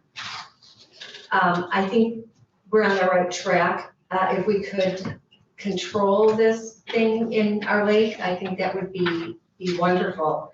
The question is, how do we get there? I don't think there's any question that we don't want to go after it, but it's more like, how do we get there? I was a little relieved this morning to hear that the Conservancy is willing to pay for all of their lands along the lake. So in a nutshell, what we've heard from both sides. We heard from those who want it, we've heard from those who don't want it, we've heard from those who said it should just be riparians. And we've heard from those that said, no, the entire county should pay for it. And that's my concern, as I shared with you. One of my concerns. You also say, yeah, boat launches. So if this board on its own were to decide to go for boat washes at all 11, you're talking $1 million there. You got, hit and miss $1 million everywhere. So the only way I'm going to support this is for us to do it one of two ways. And that's one is either make certain the resolution is written in a way that only the riparians, or perhaps riparians and backlots, are assessed.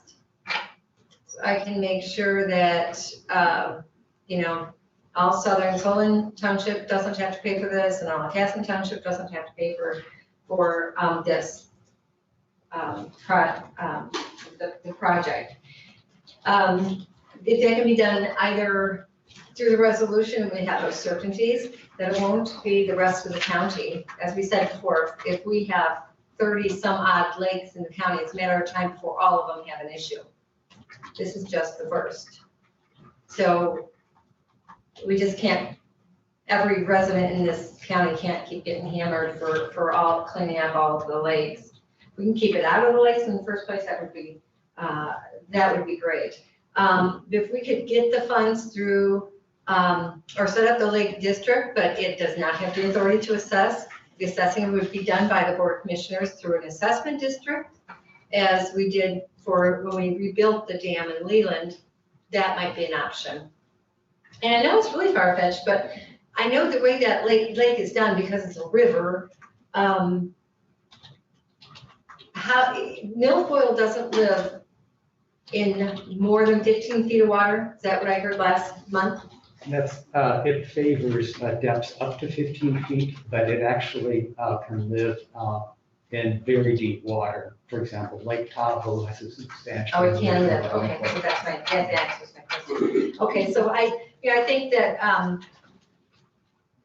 it's a process. I'm just not ready to support this yet today. I think we need to get some more certainties. I have a question. If we did approve this, then what is the process after this? Will some of the details that she's discussing be worked out? Yes, and the process that the statute lays forth, Commissioner Alligator, is quite specific. It says that after the board is assembled and the composition of the board is determined in the statute, as I mentioned, that board will meet, and it must undertake an engineering study by an outside firm to determine exactly what the lake's needs are. And then it must have a public hearing to determine and solicit any public comment on that proposed work plan. And then similarly, it must then, based on how many funds are needed, it must develop a budget and an assessment plan. And that plan too must be subject or open to public comment and hearing. And only after that process occurs can the board then implement an assessment. So this is just allowing you to start. Yes, the whole process would undoubtedly take 4 to 6 months before the lake board could even do it. So would this board have any, well, we would have a representative. Beyond that, would anything else come to us beyond the representative? No, no. Once the lake board is set up, it would function. I think the analogy to the road commission is a very good one. It would function and would be responsible for taking care of the lake. But there would be one of us on that board. That's right. You know, I did not favor an assessment of all citizens of Leelanau initially. I live on a lake, I've lived on lakes for a long time. And I thought 39 lakes, holy cow, this could get astronomical. On the other hand, it could get even more astronomical if it spreads to all of those lakes. Just our economy in this county is farming, but tourism is huge. 51% of our tax base is waterfront properties. Our businesses depend on summer people, on fall people, on leaf peepers, et cetera, et cetera. Our restaurants, people work in this industry. If we lose our waters, Leelanau County will become a very depressive place. Our land values will plummet, our tax base will plummet. And there might be people who say, well, that's good, we'll go back to the way it was, but we'll have shuttered. I don't know if anybody's been to Cape Cod lately. We used to go there 25 years ago. We were there 2 or 3 years ago.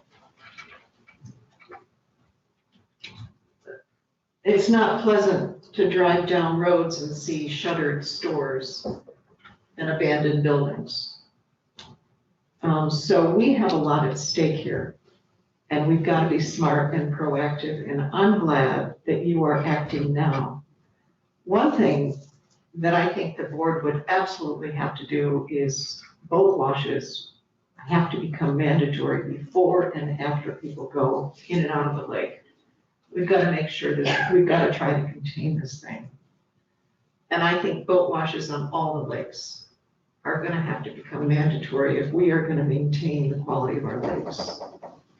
We're in a different time. Things change, and we have to adapt. So I will support the formation of this board so we can begin to address this really critical issue for the future of our county. Yes, do we have Kim Perone here on the line? Is he there? Yes. Mr. Perone? Yeah. Yes. You are, okay, okay, I just want to make sure that everybody, to answer questions. Yeah, so Commissioner Wessel. I join Commissioner Lautner in commending you for your campaign, and our mailboxes have been full for a couple of weeks. I've heard several times people say, well, we have whatever number it is of lakes in the county, and so is this just the start? But I think this is the only lake that crosses township lines, correct? Yes, sir. I think it is, so. No, it's not. Glen Lake. Glen Lake. Glen Lake does in two. Davis Lake does. But of the 33, there are only 2 or 3 that the county would be required to get involved in.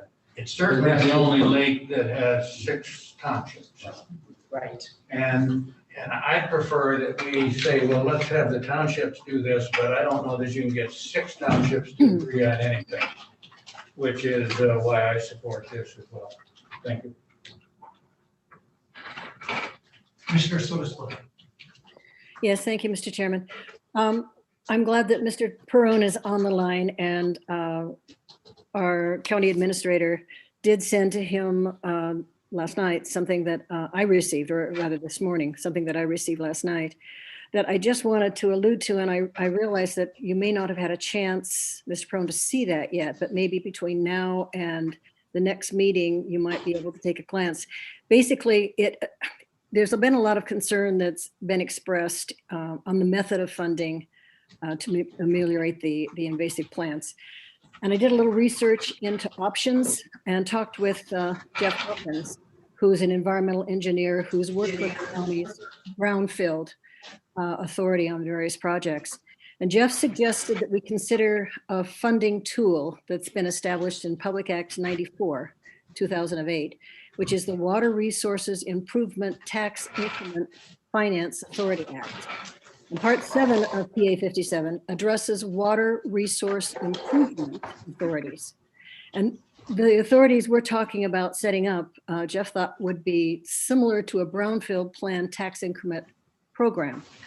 In the act, the water resource improvement means enhancement of water quality and water dependent natural resources, including to, but not limited, the elimination of causes and proliferations of aquatic nuisance species. So I'm thinking, after talking with Mr. Hawkins, that setting this authority up would be very similar to a brownfield authority in that tax increment financing perhaps could be implemented as a fundraising method, which would be the amount of that property and then the difference between the current amount of the property and when the property was sold. That would be the TIF section that would then come to the Lake Preservation Board. So I think it's one way to look at an option of funding. In terms of how I've been thinking about this, I mean, it's no question, this is a big problem on the horizon if we don't do something now. It's a matter of, we pay a little bit now or we pay a huge amount later. So it's prevention. And if we do it now, as you've noted, then it probably will not spread as readily to other lakes. So I am definitely supporting this, and I hope my other colleagues on the commission do as well. Thank you. Commissioner Rushton. This question for the attorney. Under the Township Special Assessment Act 188, as I read here, it states that that act provides a mechanism to finance certain types of lake improvement projects, including aquatic plant control. Is that a true statement? If you're referring to what the commissioner talked about as the Water Resource Improvement Authority. No, I'm specifically tax talking increment about. financing. No. Okay. I'm talking about the Township Special Assessment Act, PA 188 of 1954. It was amended in 1994 to provide a mechanism to finance certain types of lake improvement projects, including aquatic plant control. I just wanted you to confirm that language. Because my question here is, it seems to me that you have a lot of support for this. However, you've only chosen one avenue to fund this. And when in reality, you could go to each township and request funding. They have the ability today to assess for this purpose and provide you the dollars that you need. You have asked us as a commission to implement this board. I look at this board as having a lot of taxation powers, and I have a great concern with that. When you start looking at the language under the act, it's very broad. So it sounds to me that these costs, well, we don't even know what the plan is. You and I talked on the phone about how some of the other lakes have eradicated this. And as I understand, I believe it was Houghton Lake that had the most success using chemicals. That's correct. That was the only thing that they could eradicate the milfoil. And you have told me that the lake board is not interested in putting chemicals in the lake. No. And I can understand that. No, I didn't say that. The I said, association. our lake association has chosen this other approach our first time out. Okay. And that's all I said.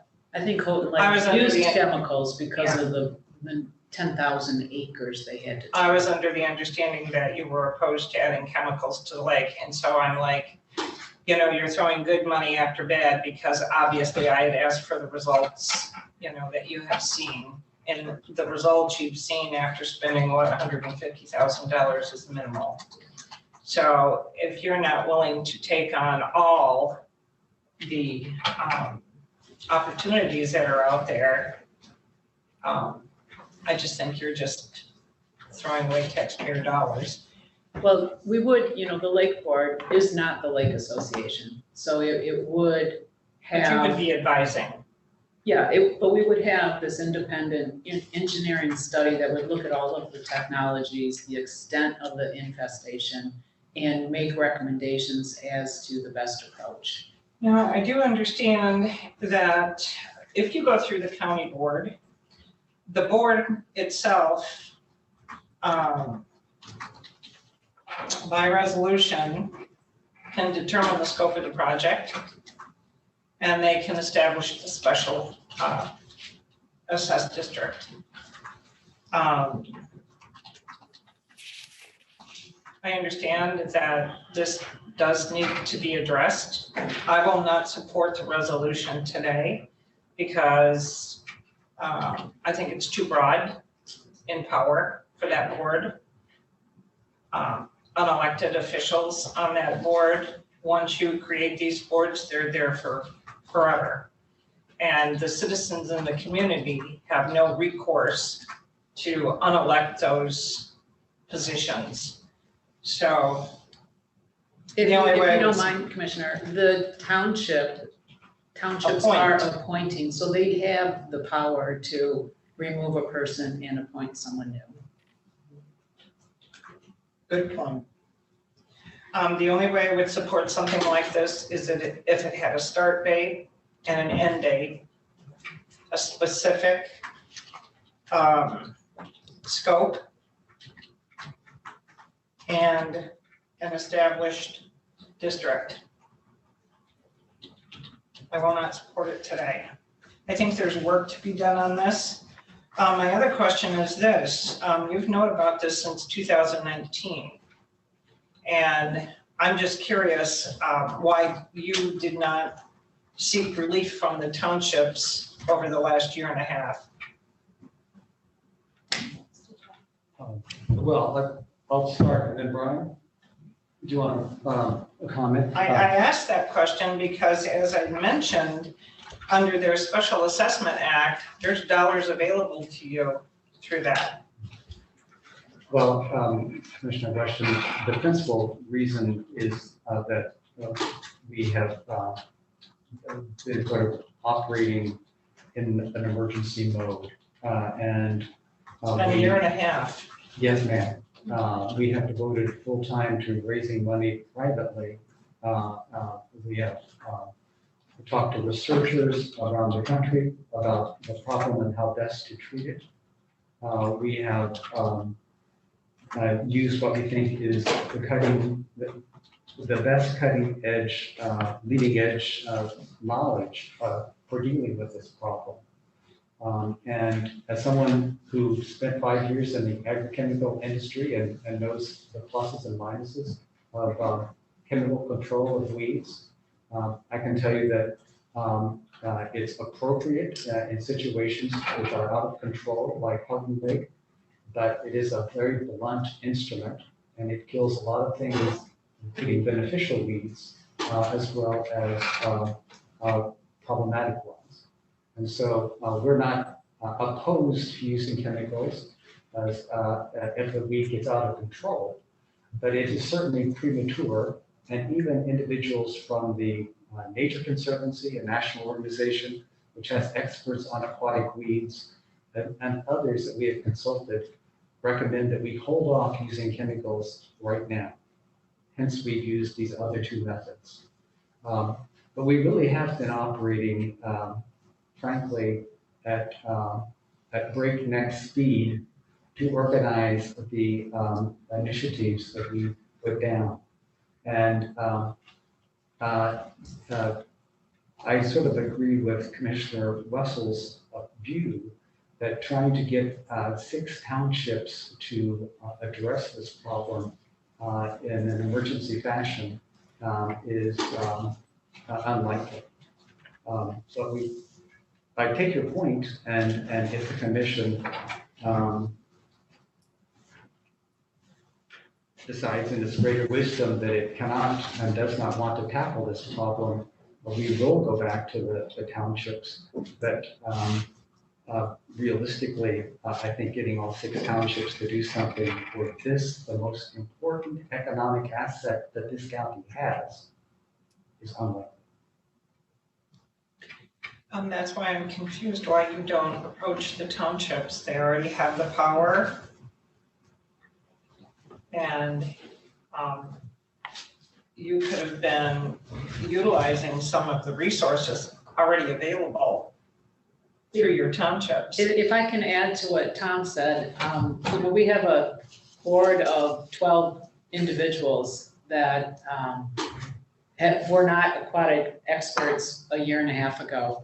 And a tremendous amount of effort and time was just spent trying to figure out what do we have here and what do we do? And the idea of Act 188 or Part 309 came into our purview within the last 6 months. We don't have an environmental attorney advising us on how to seek funds. We were really trying just to figure out what it is we needed to do very quickly to at least stem the tide of this problem. We have looked at Act 188 recently, and it is very similar to the Part 309 of NAREPA that we're asking this lake board to view. The main difference is that it is specifically set up for a township to do this. What we're asking is, let's skip the step of trying to get 6 townships to agree, because if 4 agreed under Part 188, we'd have 2 townships not contributing anything to the problem. So, I think that we're here a year and a half later is pretty remarkable. And I'm concerned. Commissioner Lautner had her hand up. Thank you. So Mr. Perone, I think you kind of heard some of the concerns. Yes. So in an effort to try to shoot for a 7-0 vote and find a resolution to this and for this, a resolution to solve the resolution issue. Can we legally set this using this act, set this up where you would have specific scope we're looking for the project, the set district, which would be riparians and backlots only, perhaps have a beginning date and a sunset time, like maybe give it, 5-6 years and reassess at that point. Can you bring us back a resolution next week that would be legal and binding? Yes. It sounds like some of the issues are, although the townships can adopt a special assessment on their own, it would be limited to just that township. And the issue here is the lake abuts 6 different townships. Those 6 townships could do their own separate special assessment. Those 6 townships could join together to have an entire lake board that could do a special assessment that wouldn't involve the county, or the county can do establish the lake board. And then the lake board can do the special assessment. And in the resolution establishing it, the county could set forth the parameters for the special assessment district. And if you want to limit it to riparian owners or backlot owners, and not include any local units of government who would be assessed at large, that could be part of the instruction that's given. As to the scope of projects, you could indicate that primarily it's for the control of the aquatic nuisance species. But you could also expand on that either broadly by saying including but not limited to that, or specify that it's for the control of aquatic species and perhaps for the establishment of boat wash facilities, and limit it to just those particular types of improvement projects. As far as a sunset or a duration, there's nothing in the statutes that says that you can't do that. There are provisions for the dissolution of the Lake Preservation Board, but it would require all of the participating governmental units to approve of that. So if you put in there that there was a express termination date, you could do that, in my opinion, but you would also have to take into account that all liabilities and debts and expenses of the Lake Board would have to be paid before it could formally be dissolved. Before what? Before it could be dissolved, just like any other Okay, sure, business. thank you, yes. Can I ask, on this kind of same venue,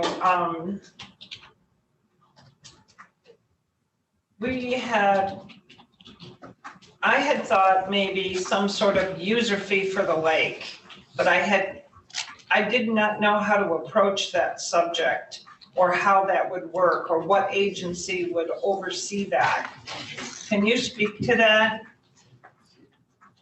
A lake user fee, would that? Well, that could potentially be something if you wanted to bring the lake under the auspices of your county parks. Parks might have a user fee. More of a practical matter. How do you do that? I mean, I don't think you would be charging the people who live on the lake, but rather visitors to the public boat launches. And the question is, who's in control of those? Are those under county parks? Yeah, I was kind of brainstorming here to see how we could develop revenue to support the lake.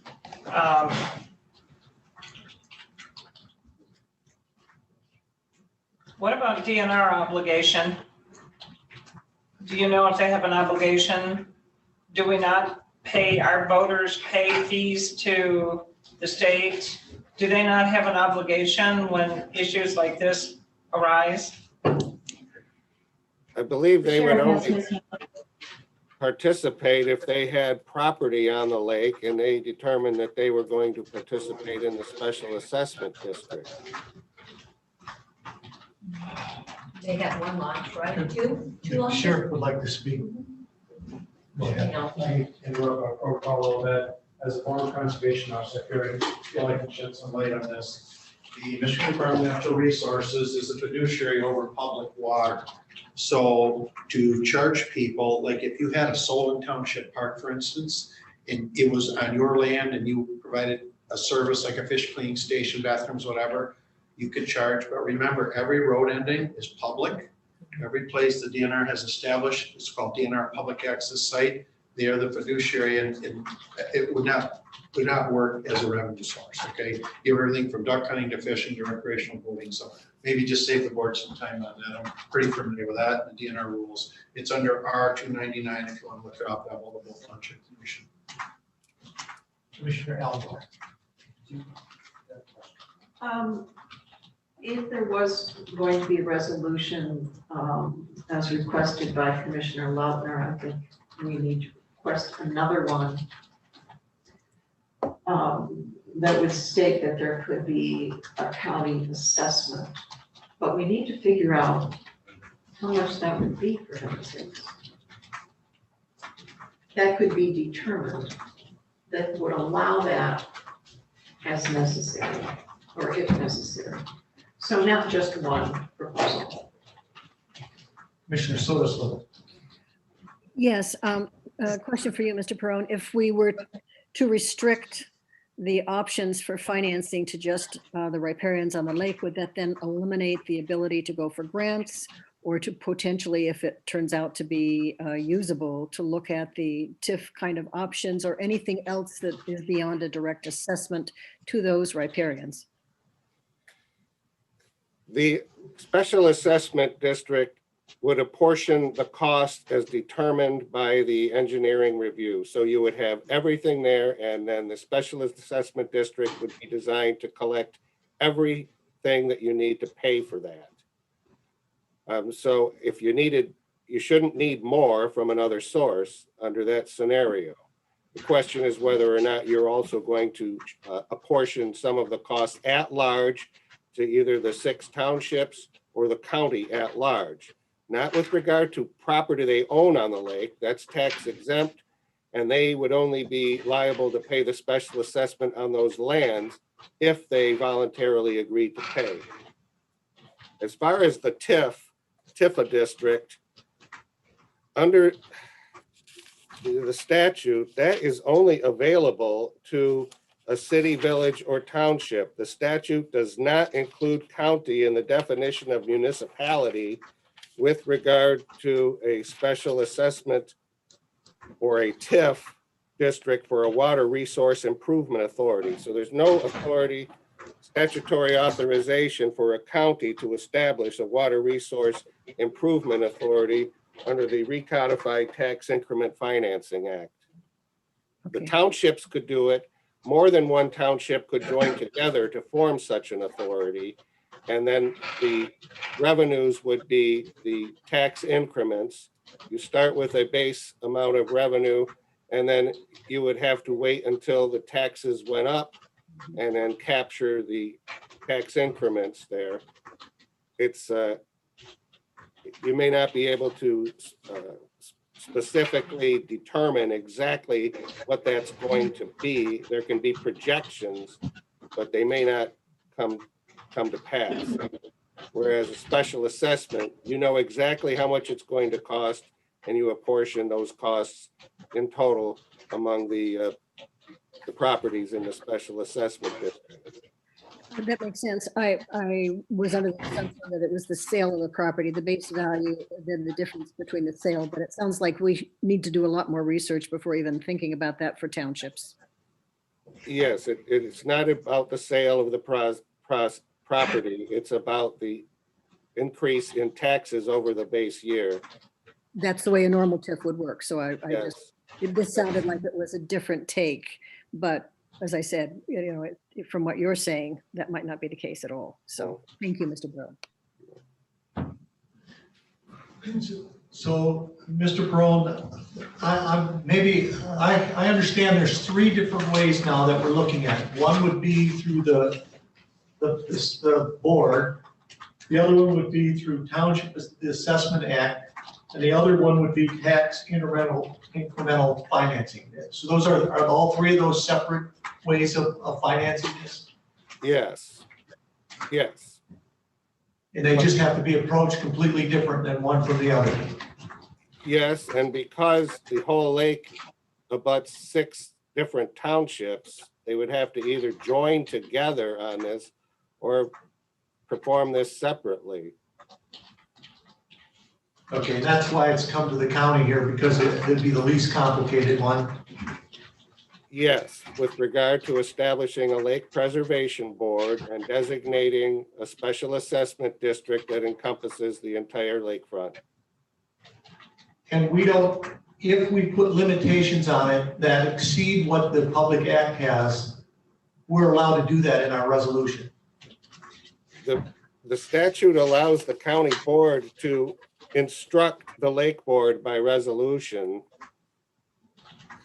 as far as determining the scope of the project and establishing a special assessment district. So there's not a lot of interpretation here, but I would tend to think that you could instruct them with regard to the exact parameters of the project and the exact parameters of the special assessment district. Thank you. That helps me as Commissioner. Well, Mr. Robbins hasn't spoken yet, so I will yield if you have a comment, and then I would like to start, please. First of all, I appreciate all the hard work you've been doing, and it's needed. I hear you talk about, and Sheriff Barkovich, maybe if you can comment on finish here. You talk about the boat washes. You got 11 access from what you're telling me. Now I've been hearing numbers from 10,000 to 80,000. So what is it roughly? Sure. We've done quite a bit of work on this. The very best technology uses like high pressure hot water spray systems. And the things that go with that make it very expensive. It's not so much a high pressure sprayer, but it's the holding tanks, the pump up tanks, the water disposal, the electricity, the well water. So is it safe to say 40,000? No, we've looked at it at the Bingham boat launch.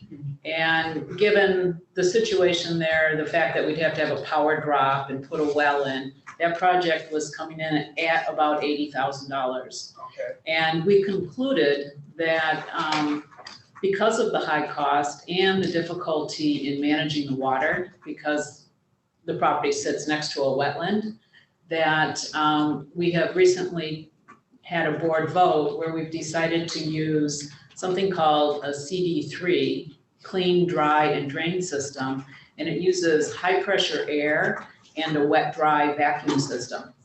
And so we have now secured all of the funding for that project, and it's going to come in at about $30,000. Per launch.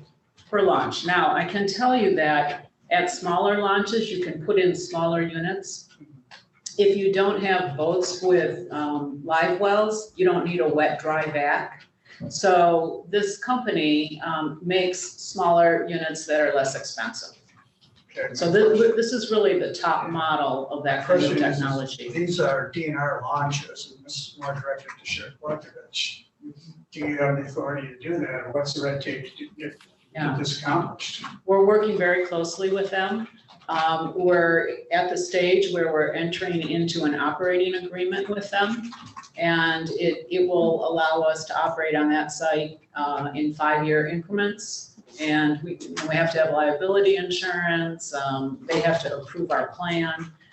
So that's all in the works. They're very supportive of lake associations like ourselves doing this. You know, the challenge is the time and the money and the resources for a lake association to do a project like this is fairly significant. Okay. So my next question is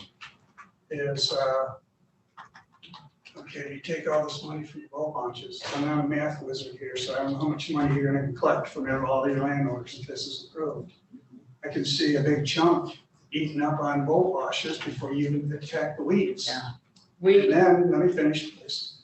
Then, how are you going to enforce it? And 2, where are you going to find the manpower in the society today if no one wants to work to be there during the hours to make sure the boats are washed?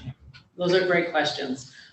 We believe that there are many boat launches that should just be closed, and it would funnel the boats to launches that have wash stations. So that reduces the size of the problem that we have to tackle. As far as enforcement goes, assuming the role of invasive species education and monitoring of the boat wash stations is a perfect role for the Lake Association. We're much more well-suited to give our volunteers hats and stand out there and talk to voters than to have big engineering projects and removing invasive weeds. So I think the Lake Association is going to be a really big part of its success. And then I would say that the county could put in place an ordinance that says if you have, you are launching a boat in Leelanau County, it needs to be clean. It needs to be washed. That would go a long way in helping those boat wash stations be used. Well, I understand what you're saying in perfect world. I think it's great. We can't even agree on wearing masks. So how are you going to even enforce washing boats? Well, I can say that our volunteers can spend time at the launches convincing people. It's really a culture change. I understand, but I don't want confrontation. I mean, if your volunteers are doing a great deed and somebody gives them the middle finger and tells them to get screwed, then what are you gonna do? Then we got law enforcement there. So. It's definitely a there's a lot of challenge. angles to look at. Yeah.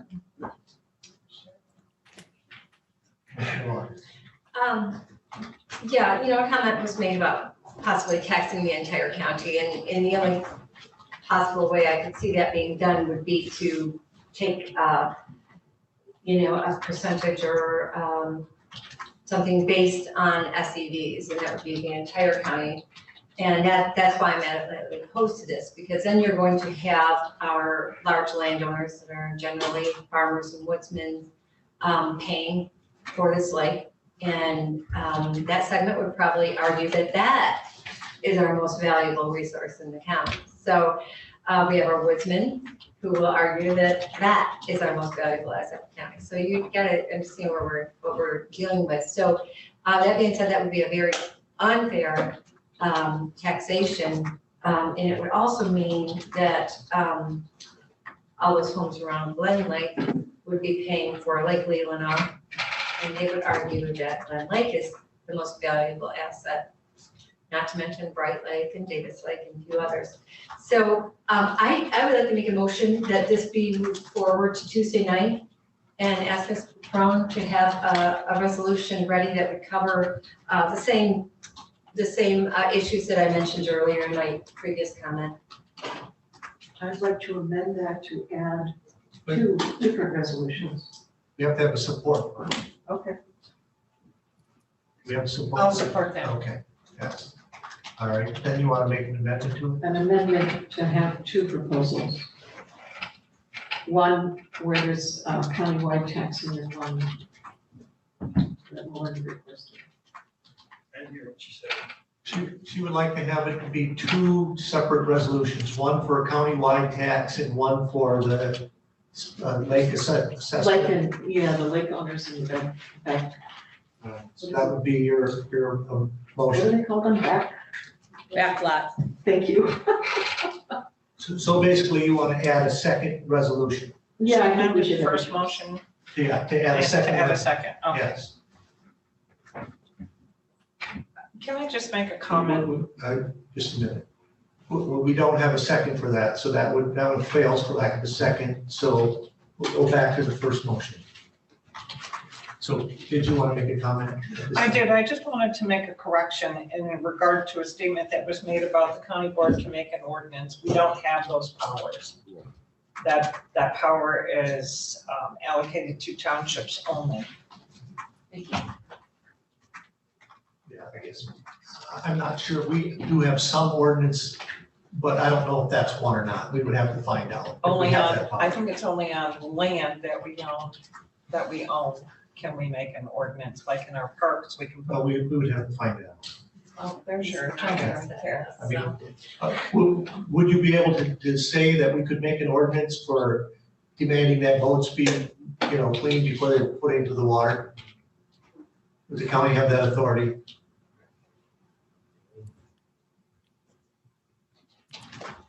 If you're asking me about the county's ordinance making authority, they would have to have a express statutory source of authority for that. And so, as was mentioned, you could do a park regulation or that applied in county parks. But otherwise, you can't have a countywide ordinance regulating boat washing without a statutory source of authority on that subject. So Commissioner Rushing is correct on that. So, is there any other comments? This is the Could I just get a clarification? Could you just explain exactly, you wanted to understand a draft resolution with a specific timeline, right? Well, A we talked, specific cause and a specific. scope. So to understand, so. I think Tim's got it too. Yeah, the scope, and then the assessment district, which would be riparians and backlot. Now, do the backlots have to be property owners that have access, I believe direct that's how access, deeded access to the lake? Yeah, there's a description of it, but I understand that's how it is. Yes, they've got access to it. Well, then you have to clarify that. I've never run water on the lake, so I can't, but that's my understanding. Well, I can work with Mr. Pearl as well as try. You know. And the timeline. Yeah, in the sunset of whatever Mr. Pearl would recommend, whether it be 5 years or 6 years, and see, reassess at that point. Thank you. Commissioner Sotos. Yes, so this resolution that Commissioner Lautner, this motion that Commissioner Lautner is proposing, the resolution that Mr. Perone would submit would replace the resolution we have before us today. Correct. It would probably just be amended or amended to put those things in, I think. Because most of it's probably okay. Then I think we ought to use the word amend, because that sounds like it's a totally new resolution. Okay. Either way, I would trust Mr. Perone to, if he writes a new one, he's probably gonna have a lot of the same language in there, so I don't think it really matters. He knows what he's doing. I think it does matter for clarity, as to whether or not we vote for this or not. Is, because I'm looking at a resolution based on the discussions we've been having that's been prepared by our corporate counsel, and what you're suggesting is a different resolution. So I just wanted to be clear. I think I'd like to offer an amendment, and that is that we have the proposed resolution that Commissioner Lautner is requesting, and also the resolution that's before us today, both back on the table for next meeting. I didn't hear what she said. I would support that. So you're asking for two different things. One is for the new resolution or amended resolution, and this one to be both put on as a choice between the two. I am. And I supported it. Okay, that has a support. So because with the first resolution, I did want to add that it would be that we do invasive species only. I think I sent out an email saying, a little bit of words that could be added to it.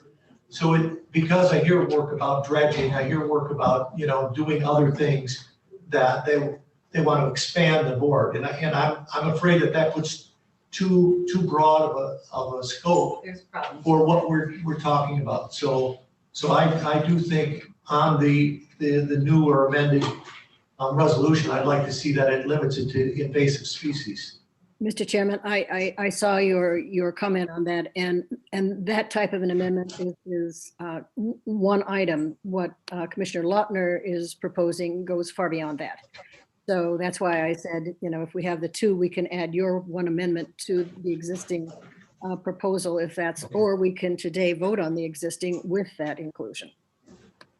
All right, so we'll have two votes here then, at least. One would be on adding or retaining the resolution as presented would be the first, and then the second one would be, but that actually is sort of a different motion. So I would say we have to vote on this one first, and even though that one was seconded, we can't have two separate motions on the table, because it isn't really amending hers. It's not It's amending, adding a you're new correct. thing to it. It's not amending. So we'll vote on this one first, So and then you can make your motion for the second one. Does that? I think I'm following you. So we vote on the amendment I proposed, or should I? Is that what you're saying? I think you have to remove that from the table because we already have one motion on the table. I Yours understand. is a completely separate motion from hers. Okay. I just want to make sure I'm clear. So the motion that you have is you're just moving this forward to Tuesday night. Yes. That's what we said. And have Mr. Perone prepare a resolution with the items stated.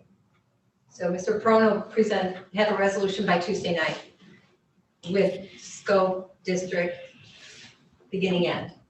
Right. I'm just clarifying because the motion that was made was only to move this forward to Tuesday night, and then Chet asked for more clarification on what Perone was asking for. That was in the discussion further.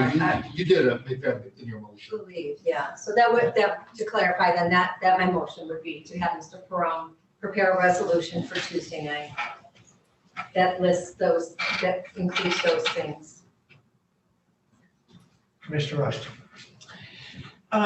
You had mentioned that the scope would be invasive species.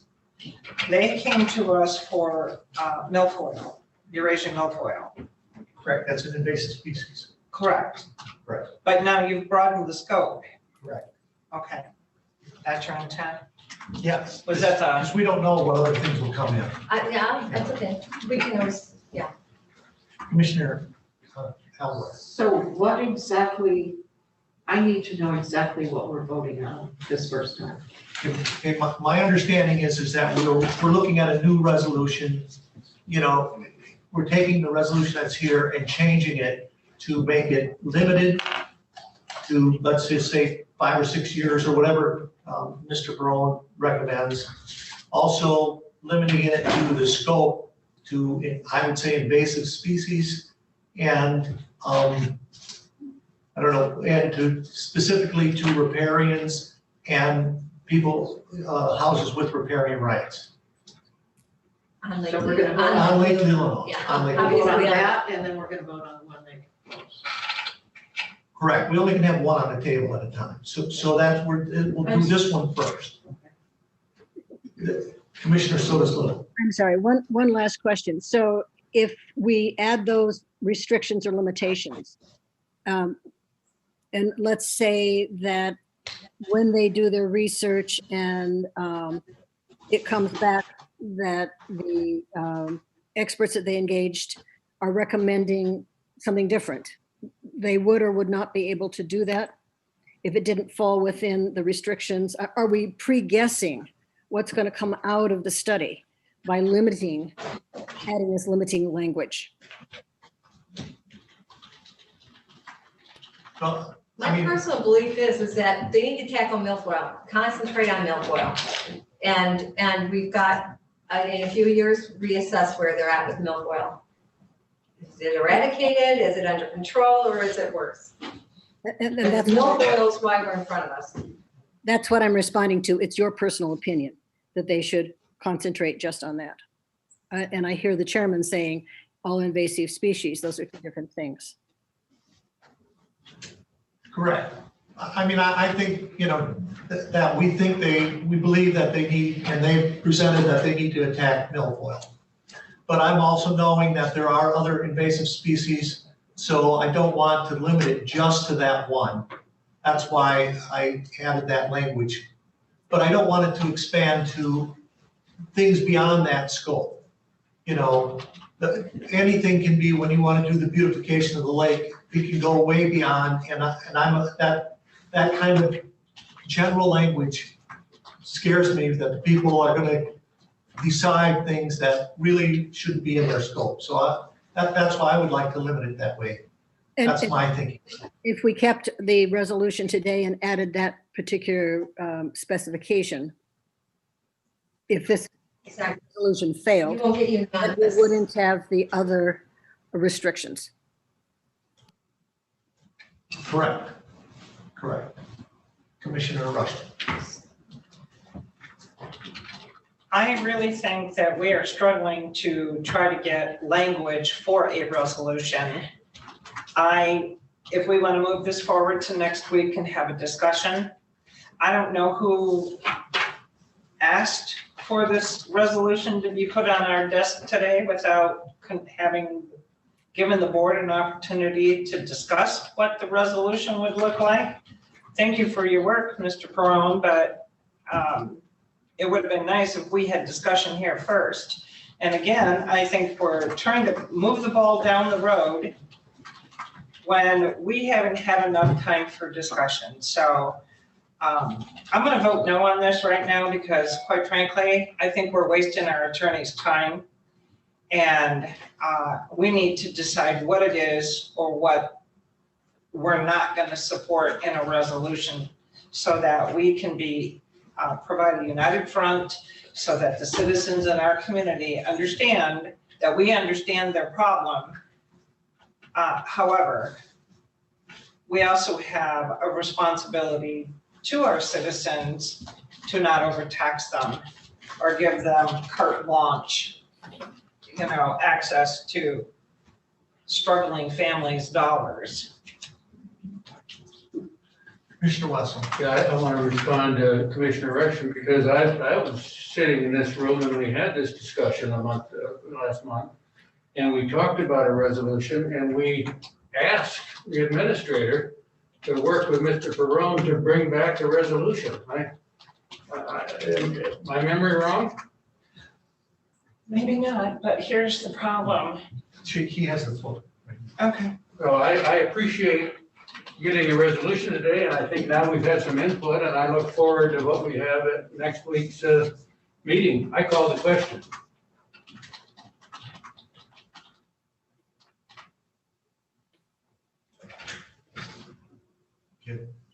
Now, did you want to speak? I'll second the question. I think we had a second for mine. Do we have a second? Oh, okay. All right, so for this vote, first vote will be on whether we're going to call a question or not, whether we're going to vote on this. So this is just whether we end the debate. So all those in favor, please raise your hand. All those opposed, the same sign. Motion passes 7-0. So now we'll have a vote, and let's just have a roll call vote on this one as to whether we're going to move forward with the, I'll call it amended or new resolution. They're one and the same in my mind.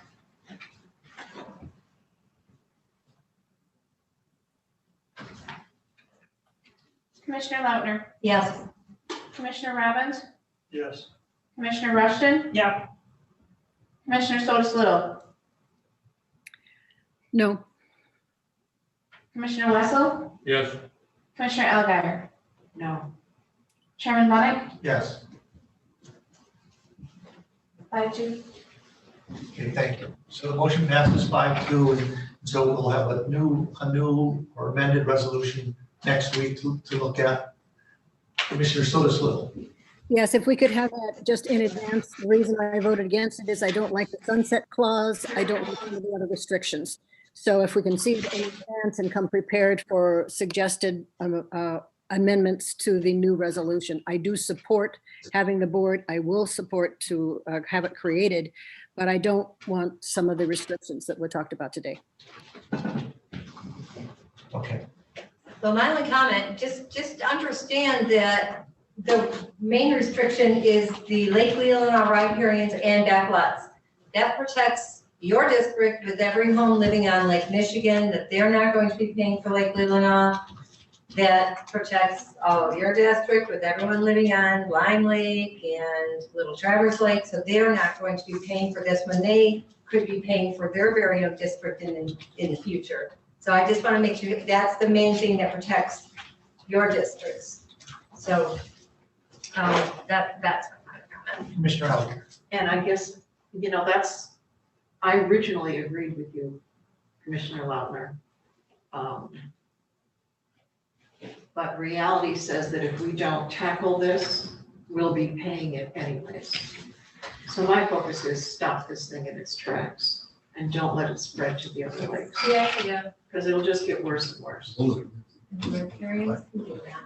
Okay, So yes. I just want to make sure the amended motion from Sotis Little and supported by Elgyer is off the table. We took that off the table. I thought she was going to make that motion, but she hasn't, so. Okay, I just want to make sure. Right, and I think she made her statement why she didn't. So I think we're all set. Were there any statements or anything you wanted to make? Otherwise, we're through here, I think, for now. All right? Thank you very much. Thank you for taking time with us. All right, so then that would bring us to 3C. which Can we take about a 5-minute break? is lunchtime. You want to take lunch? Yeah, let's take. Is it here? I don't hear. Let's see if it's here. Let's see if it's here. Oh, boy, we got cases waiting for Yeah, I know. and I don't think they're ready for lunch. Are we on break?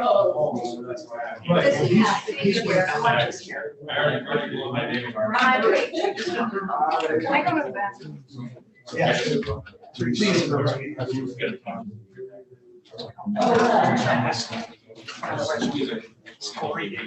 It'll be 20 to 30 minutes before lunch. It'll be 30 minutes before lunch. Can you wait 30 minutes? Yeah, I just. Okay, go. I only asked for 5 minutes. Okay, we'll just take a couple minutes here. Please be back as quick as you can. Mr. Bennett, Casey's got to go back to farming. I know. maybe we can move up, you know, if that, would that be good? Yeah. No, I'll be out.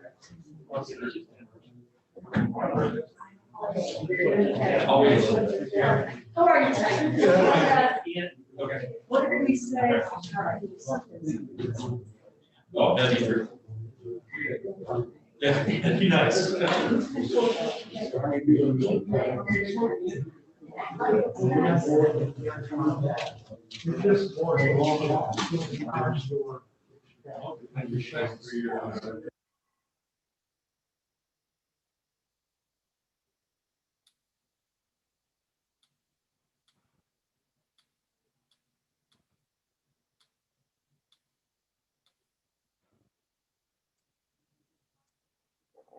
Hmm.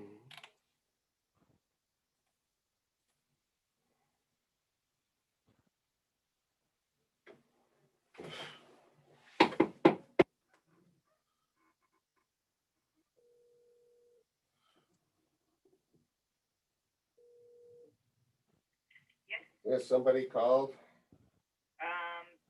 Holly Thompson called.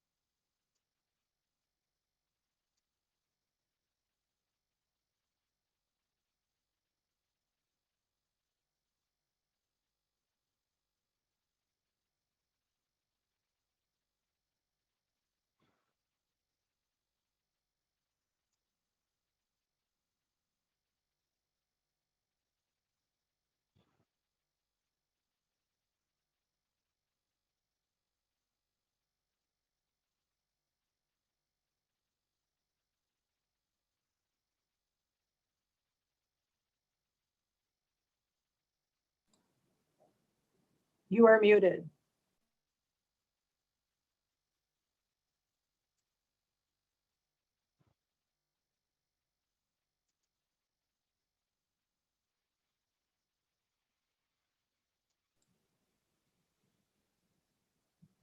You are still muted. So many buttons. There we go. Y'all, we ready to go? You're live. Thanks. No, everyone's here, good. So then the first part of this would be the Miles Kimberly trail debris cleanup. Correct. And you guys received the executive document summary, I assume. Here to answer any questions, brief summary of what's happening out there. The logging was done a couple winters ago, and it's not that the logging was done improperly or anything, it just was done right in the middle of a Frisbee golf course and walking trails. And Scott had made an attempt to kind of mark some things off, try to keep them from doing too much or leaving too much debris in the trails and whatnot. And obviously that didn't have a whole lot of success. So here we are today wanting to get this cleaned up. We were quite disappointed in the number in this cost. But we've got several bids, and this is the most reasonable of those bids. And this bid, the gentleman came out and did a thorough walkthrough with Scott, looking at this, and knows the scope of the project very well. And we'll answer any questions or. Commissioner Weston. I move to recommend that the Board of Commissioners accept the bid from Wildlife and Wetland Solutions for the trail debris cleanup at Miles Kimberly Park in an amount not to exceed $46,800. Funds to come from account ending in .801.101. Support. Any statements about it? Well, I think it's a necessity. I was out at the park earlier this year, and if you own something, you need to take care of it. And we have a disaster out there, and it needs cleanup. And it's a lot of money. I don't know how we pay for it, but it's got to be done. Sometimes we have expenses from storms and other things, and we have to figure out a way to solve the problem. Commissioner Rush.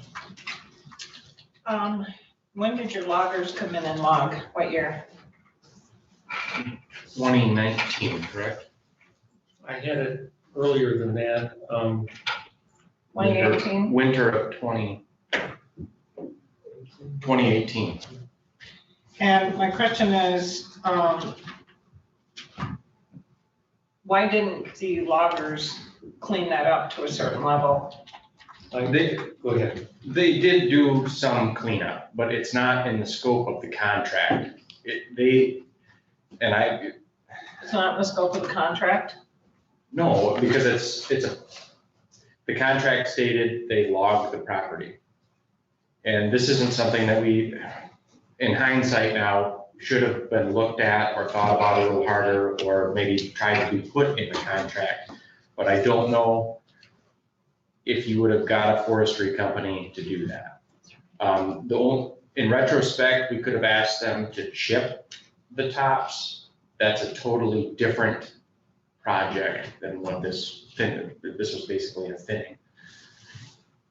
If I could add to that, I talked to Daniel Schillinger, our forester involved in the project yesterday. And at that point in time, when we pulled the trigger, the chip market was near zero. So the opportunity for chips at that point was very, very low. But we felt with the damage we had, we needed to make it as safe as we could. And the other comment he had was that that cut was decades past normal stewardship of harvesting a woodlot. We had been in a mode of keeping the canopy and just kind of a national park kind of thing, you know, leave the mature trees, and it's a real nice field. But with emerald ash borer, beach disease, the storm, we realized that we needed to have somebody come in and do a cut, so we flipped on that. We got a stewardship program going. And when they got two of these giant snags that had blown down and got cut, they went up and retrieved as much as they possibly could within their limits, apparently. And Daniel said, you know, there was some left that he was disappointed in, but they did get a lot, and that's where the contract led them, and that's what they felt that they did, and he was somewhat disappointed. We were too. Commissioner Roberts, did you have your hand up? I'm sorry. I'm not finished yet. I have a couple questions, if you don't mind. As I understand it, that when that was logged, I think that the county received what, around $12,000 for the lumber? And then that wasn't, Jen, did you look up the exact numbers? I did. Because the consultant takes a percentage of that. Okay, so we show that we took in 7,400, we paid the consultant 22. So you had revenues over expenses of $5,200. So earned in 2019. We gained $7,000, we got the trees down, but now we're looking at a $48,000 bill to clean up the mess. Correct. But in some is from the storm of 14. Yes, there was a culmination of things. This wasn't all Well, of this. Okay, and that's just, you raise another question then. At that time, when we were under the emergency, I believe there was some sort of an emergency we were under. Why didn't we clean this up earlier under that scope? I wasn't aware of any emergency funds or. Did we not? We got reimbursed for the work done at Old Settlers Park. Yes, we did get reimbursed for our cleanup costs, but it had to be directly related to storm. I don't think the Parks and Recs dealt with that at that time. Okay, so that's a misnomer.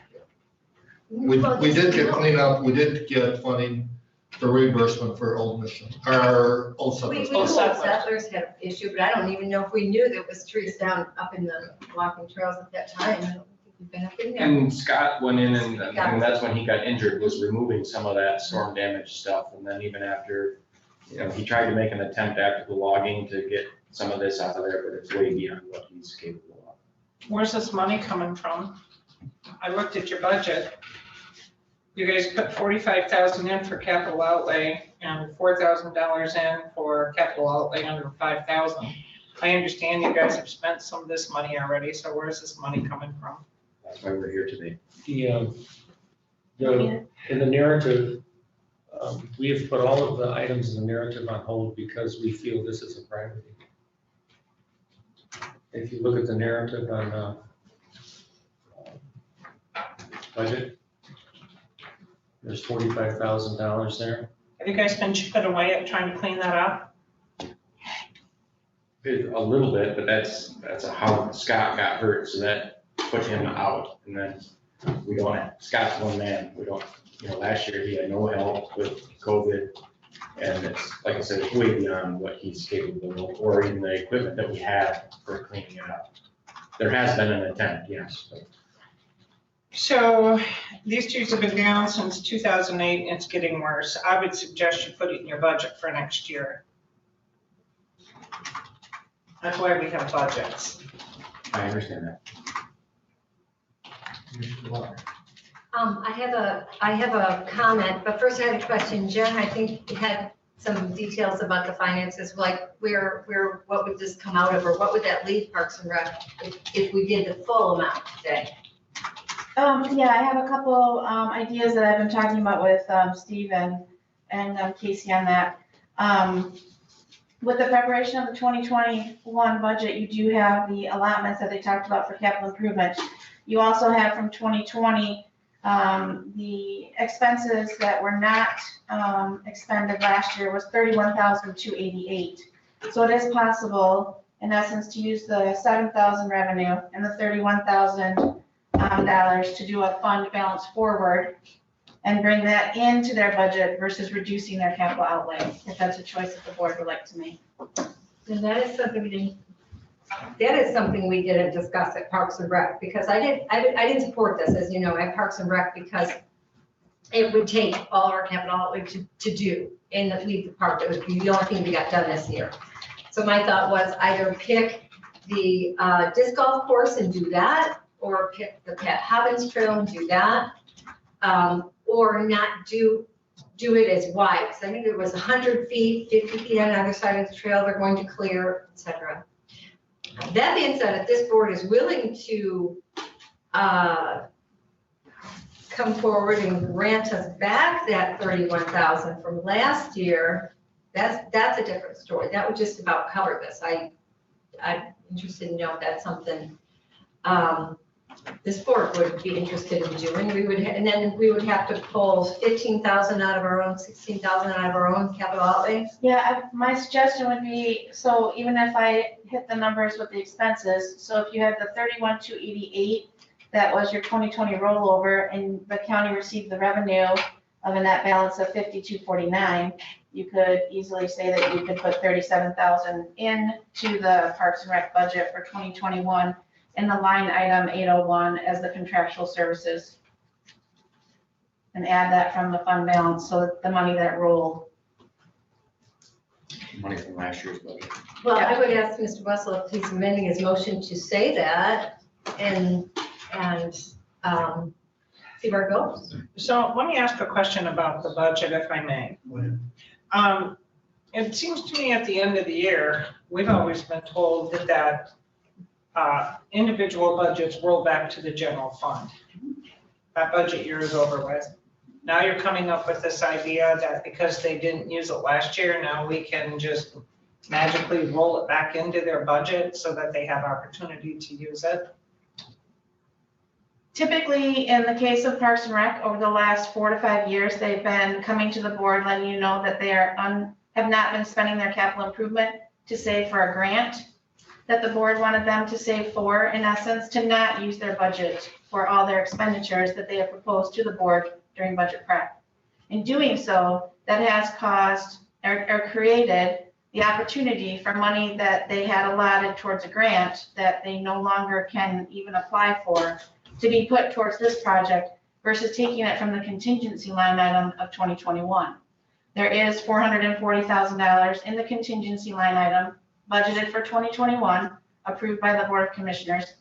And that line item is generally used for expenses that come in, up and over above anything that has been proposed to you as a budget. So we could also amend from contingency, same as you could say from the fund balance forward, to use these funds, since this is something that is not, in essence, a budgeted, it's granted it has been bid out, and your bid is $46,000. Well, the concern I have is the message that we're sending to these boards. When they don't use their budgets up at the end of the year, it appears as though we're telling them, well, you know, you don't have to use your budget, and we'll go ahead and set aside these dollars. But then when you come to us at budget time, it's like, oh no, they have no money in their funds. It all comes back to the general fund to be redistributed for the next budget year. It only appears, I mean, from my opinion, that the budget, Parks and Rec has been the only department that comes to you and asks for those kinds of set-asides, I would call it. You know, I mean, I think it started back in 18 where they'd come to you each time they wanted a grant and the board asked where the funds would come from. They had decided then to push projects off. So in conversation with Casey and Steve, and I think and also with Rick and Ty, how long do you push off? How long do you keep putting off your capital improvements to where then it's a possibility that you push it off so long, now your price is double? Yes. Well, I mean, one thing I'm wondering is though, why is the $15,000 bid? I mean, I've never seen such discrepancy in bids. You know, from 250,000 to 50,000. Why don't we use that one to get something done and not go with 46,000? The $15,000 bid, the gentleman who has submitted that bid didn't even come out and look at the project. The one that spent the most time and thoroughly knows the scope of the project is the $46,000 bid.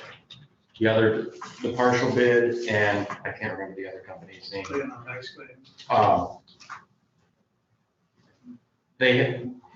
What's the Malacar, John Malacar? Yeah. He's the $150,000 bid, correct? Yeah, 140. Yeah, and there is a large discrepancy and I can't explain that. The best knowledge I have is this company who did a thorough job and knows the scope of the project and submitted a bid. The $15,000 bid is kind of a throw out to Scott. The guy didn't even know what he was really talking about and never came out and looked at what was going on. But wouldn't that be his problem? If, if you've got the bid, you did an RFP and he bid to do it, then he would have to get it done, or he wouldn't get paid. I mean, by having him do an incomplete application, it negates the application. He didn't follow protocol to do all of the steps for doing a proper application. So he didn't do it properly. So that negates it. He just didn't do it properly. so but did he submit it on time? That's my understanding. Thanks. No, I agree with Ty. I mean, we own the property, it's our mess. I can't hear you. Okay, now can you? Yeah. It's your mask. No, I agree with Ty. It's, we own it. It's a mess out there and it needs to be cleaned up. So several issues that I have are the bids. I mean, the 15,000, I mean, that's gotta be 2 animals chainsaw. I mean, it just can't be done for 15,000. I question the 48,000. But if this guy can do it for 48,000, let's do it. I did talk to Malacar, and he told me that he's not making a ton of profit there at 150,000. He has to rent a machine from Ohio for a month at $30,000. So, I mean, if we can get it done for 48,000, I say do it. I don't know if we can put a bond, make him put up a bond that's gonna finish it. That's my biggest fear. You get somebody in at 48,000 and you got this big difference of 100,000. Yeah, we don't pay them, but we're stuck. I mean, if he gets a bond, we got an insurance company that's gonna say that he's gonna complete the job. And another thing I've been looking at too, that I keep hearing, that scares the heck out of me, is this is part of the golf place, isn't it?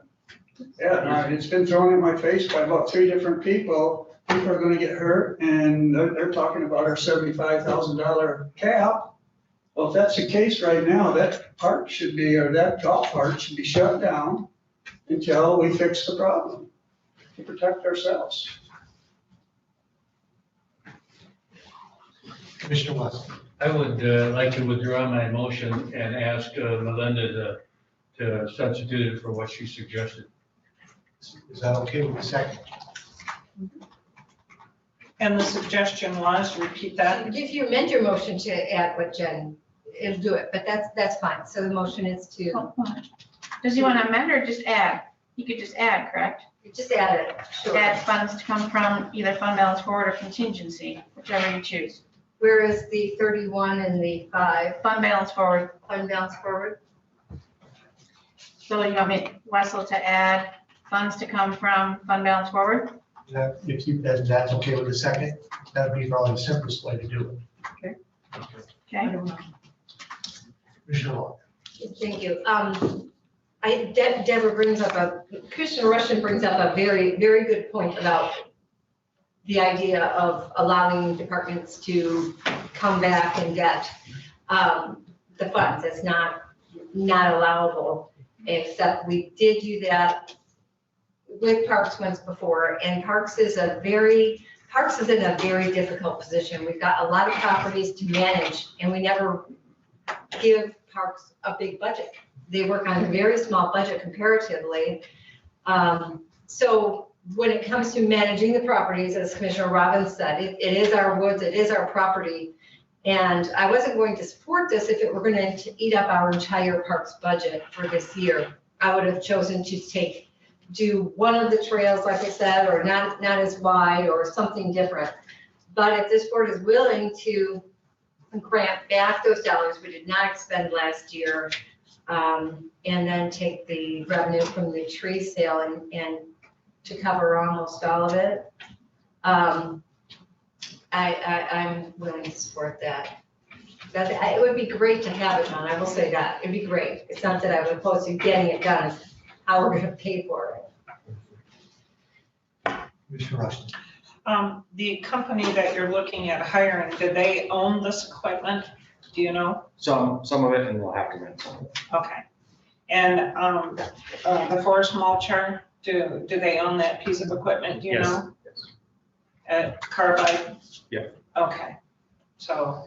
And that's one of the biggest expenditures as far as the $150,000 bid was you had 30 grand of that to rent the machine from Ohio for, and that's, Yeah, but it's still more. Yeah. and from what I understand, those forest munchers will be able to take pines up to 14 inches round and up to 7 or 8 inches of other hardwood and be able to grind that on location. Some of it, yes. Leave it behind, right? What's that? Leave it behind on the Yes, trail. and that's part of what's, the wood chips that will be left behind will be used for putting down on the trail and kind of shaping. So it's gonna provide us really double duty because it's gonna clean it up, take out the trees and leave the chips behind. Right.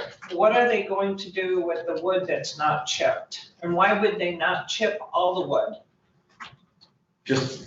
It's marked, Scott marked it, I believe it's 100 feet each side on all the fairways. And then the trail will get completely done, and that's not nearly as trashed as where the disc golf is. So he marked a good distance that would allow the disc golfers some miss this side and miss that side and be able to retrieve their disc without climbing through the brush, so. Some of the wood that is out there is massive and it wouldn't be able to be chipped. I mean, maybe with a massive chipper, but with their machine, it wouldn't. There's What some are they beech trees using? that were. What's the chipper on? I haven't seen a picture of the machine, but I'm assuming it's on some sort of a skid steer. Yeah, that's what I was thinking, skid steer. I think it's bigger than that. Is it one of the self-propelled ones? Yeah. Okay. I mean, it's So it's Pretty good size standing machine. So I guess my other question I have is the width, the 100-foot width. I understand what you're saying, but you don't know where that disc is gonna fly to. It could fly outside that 100-foot. That is a possibility, but the whole scope of this project is to kind of remove all of that brush that's underneath there, the piles of brush, and then clear those fairways at the same time. Not leave, the biggest problem that we're facing there is these huge piles of brush that the discs are going in, and then these people are climbing up over the top of those piles and digging for their, and it'll remove all of that. I would really like the park to sit down, you know, we do have a capital improvement plan that the county looks at when we do budget. I would really like parks to take a good look at what they need to have done, because I really don't like it when you come to us. You came to us on the roof issue, now you're coming to us on this issue. There seems to be very poor planning in the Parks Department. It's not about poor planning. We have a scope of projects that have been, some of these projects have been on the Grub Shack project has been on the list since before I was involved. And some of these projects, as we get into them, just like any project, other problems come up. And it was my mistake with the roof. That was, at the time, I was just. We're talking about the trails right now. But and this trail project is something that was unforeseen. I mean, we didn't expect to have this problem to deal with after the logging was done. Knowing now, I didn't have any experience really with this production logging that was done in there.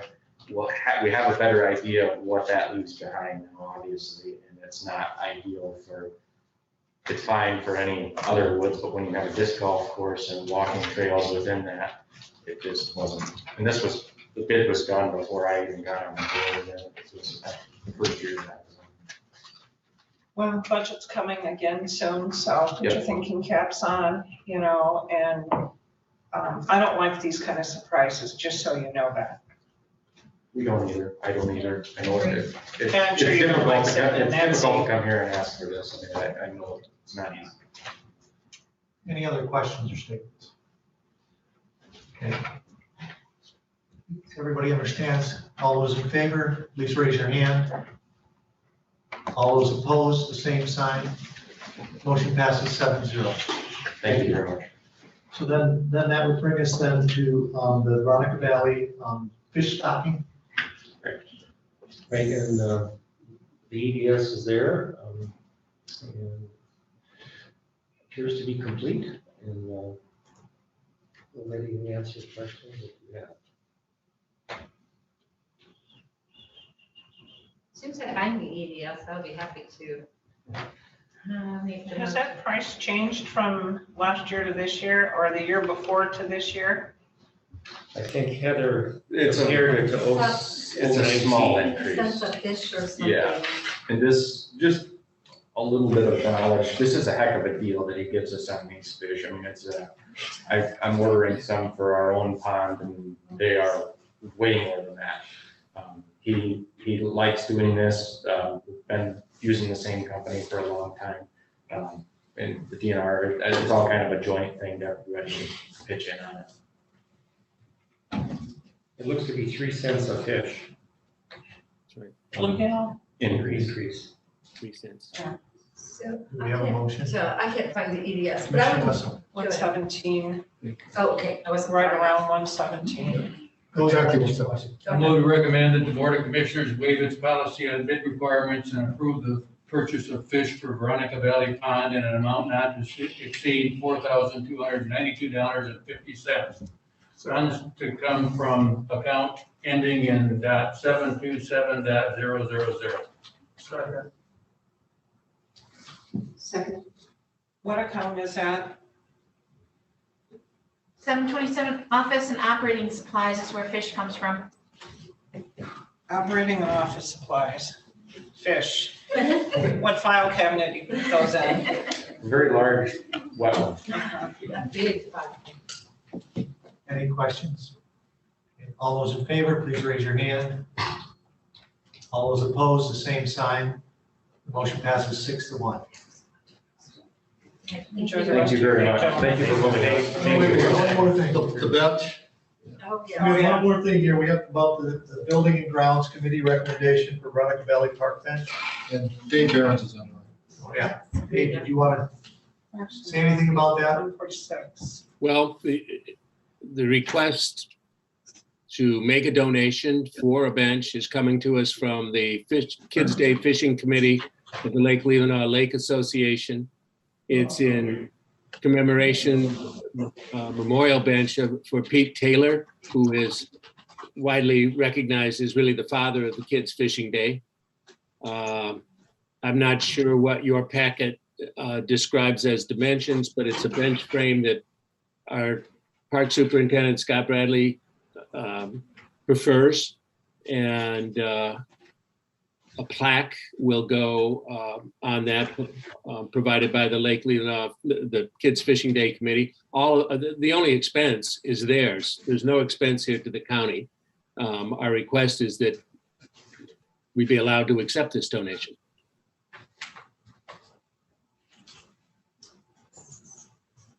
Commissioner Weston? We had some requirements that you were to report to the board on. Well, we should have a motion before we discuss it. I here to support the motion. Deborah Automere. Commissioner Locke. Recommend to the Board of Commissioners that the bench and plaque donation request be approved. The size of the bench, size of the brass plaque, and final wording of the plaque, and the location of the bench. Second. Be approved by the Buildings and Grounds Committee. And placed when? Placed in June? May? June June most likely. 2021. That's the order. Second. Did you want to speak to that? Yeah, I just wanted to say at the time that we met to review this request, we had asked for specific information that was provided in the packet. And that's basically all I wanted to say, that the information about it. If anybody else had any other questions, to raise that issue. So will we have the final wording of the plaque by Tuesday night? Or did you get that at Buildings and I Grounds? believe it's on page 156. Oh, okay. It says, in honor of Pete Taylor, the father of Kids Fishing Day. Oh, there it is. It does say that. Now, one thing is missing from here is the size of the plaque. 3 by 5, And we talked about that, and I'm sorry, repeat that? 3 by 5 inches. 3 by 5. 3 inches by 5 inches. Mm-hmm. It's the same size as on all of the park benches that. Right. Okay. Well, we wanted to make sure that we had some consistency. Yep. So,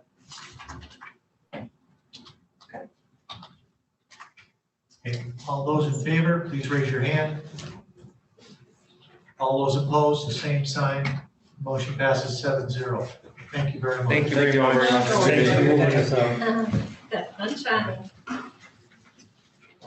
Now, Where are we here? I know. we're at at Resources and Finance. Commissioner Robbins. Thank you, Chairman Ryan.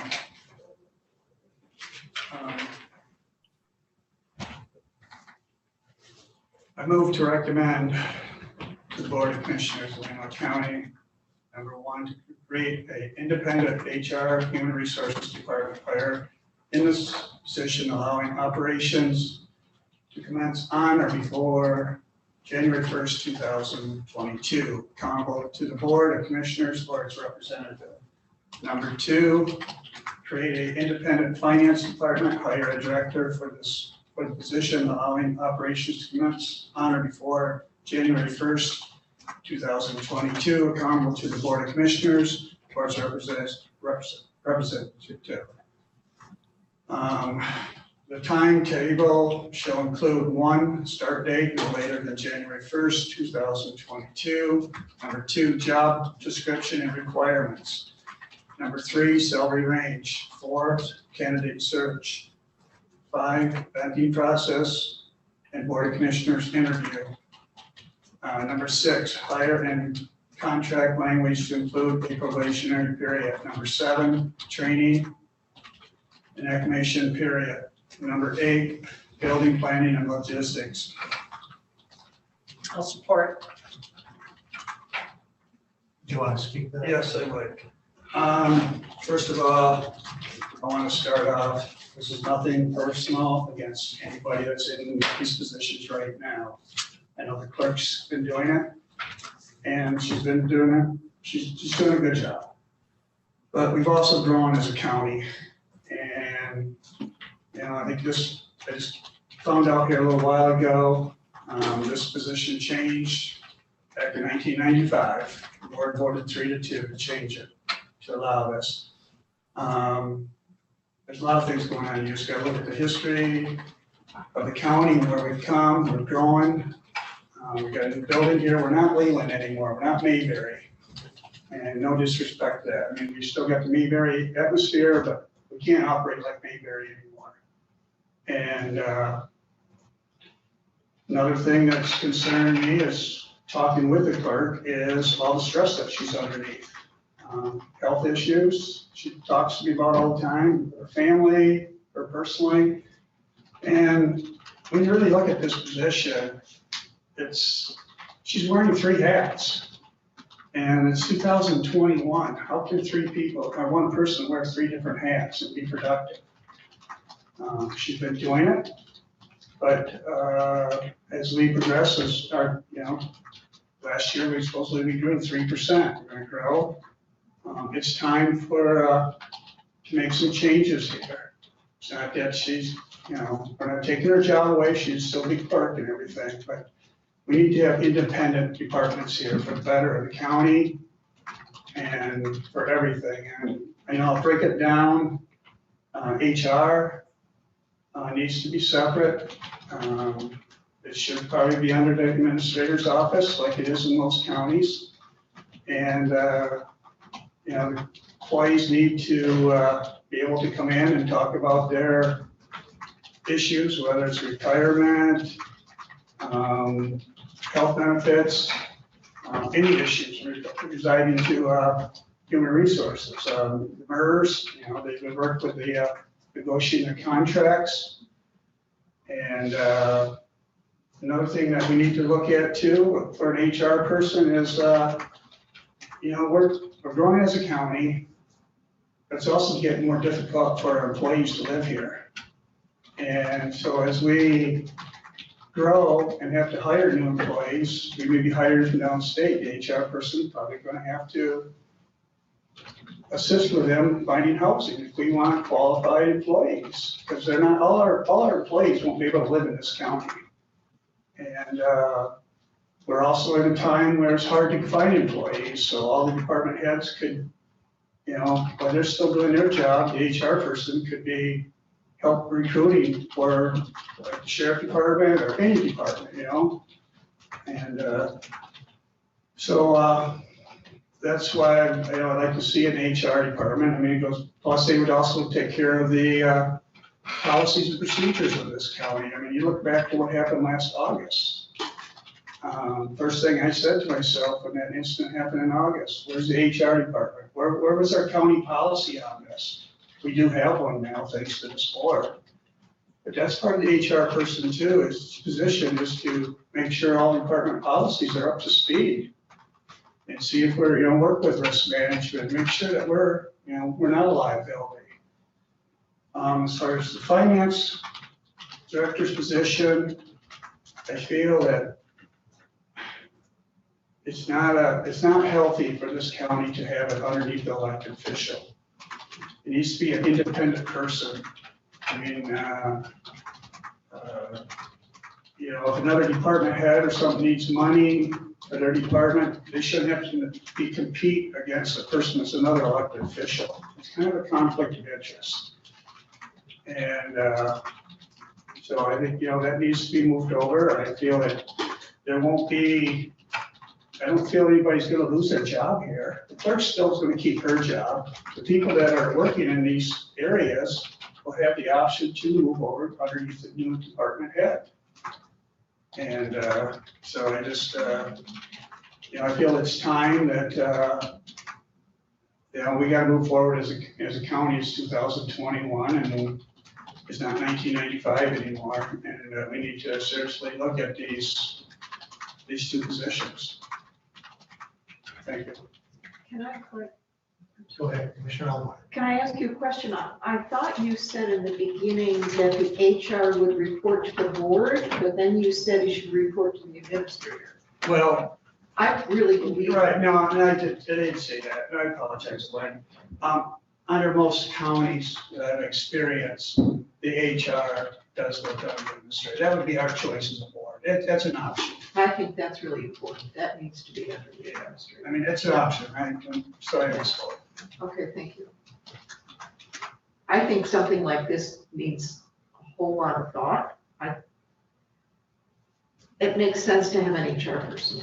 What's that? It makes total sense to have an HR person. Right. I mean, Because there's a lot that HR people, as a rule, do. I think this idea merits exploring. Go ahead.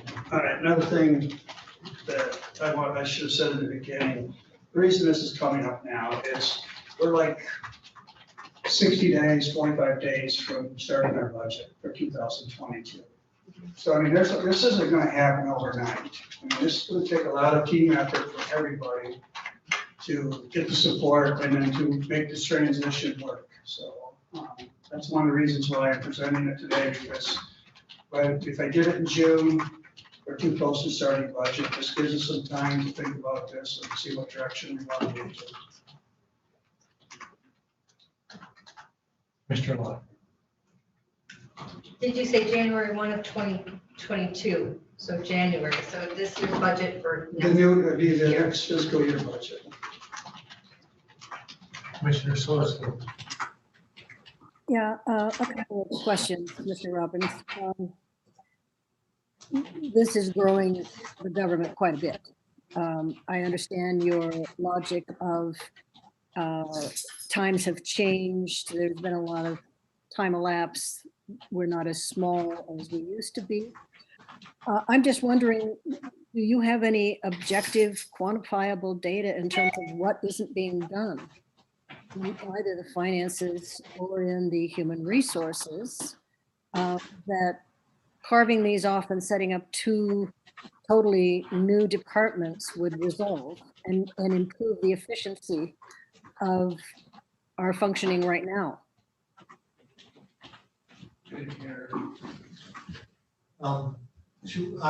I think what she talked about is she wants to know if you have some research or anything. Is that correct, that you wanted to know about research or data that would support adding these two separate divisions and how it would be more efficient?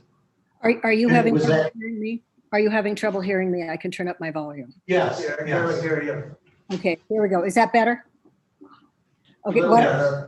okay. What I was asking is, do you have any objective, quantifiable examples of what isn't being done right now or lack of efficiency right now that would warrant growing the government by adding two full departments when usually you do that when there are issues to resolve.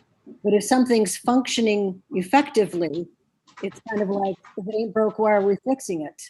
So I'm just wondering if you have concrete examples, objective examples of what's not being efficiently handled right now that would warrant taking this and placing it into creating two different departments in order to address some problem. What's the problem? Well, the problem I see,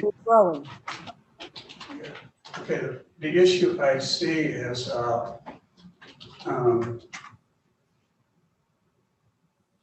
you look at the clerk's duties, look them up if you have time, and the list goes on and on. The clerk's job itself is a full-time job, and then some.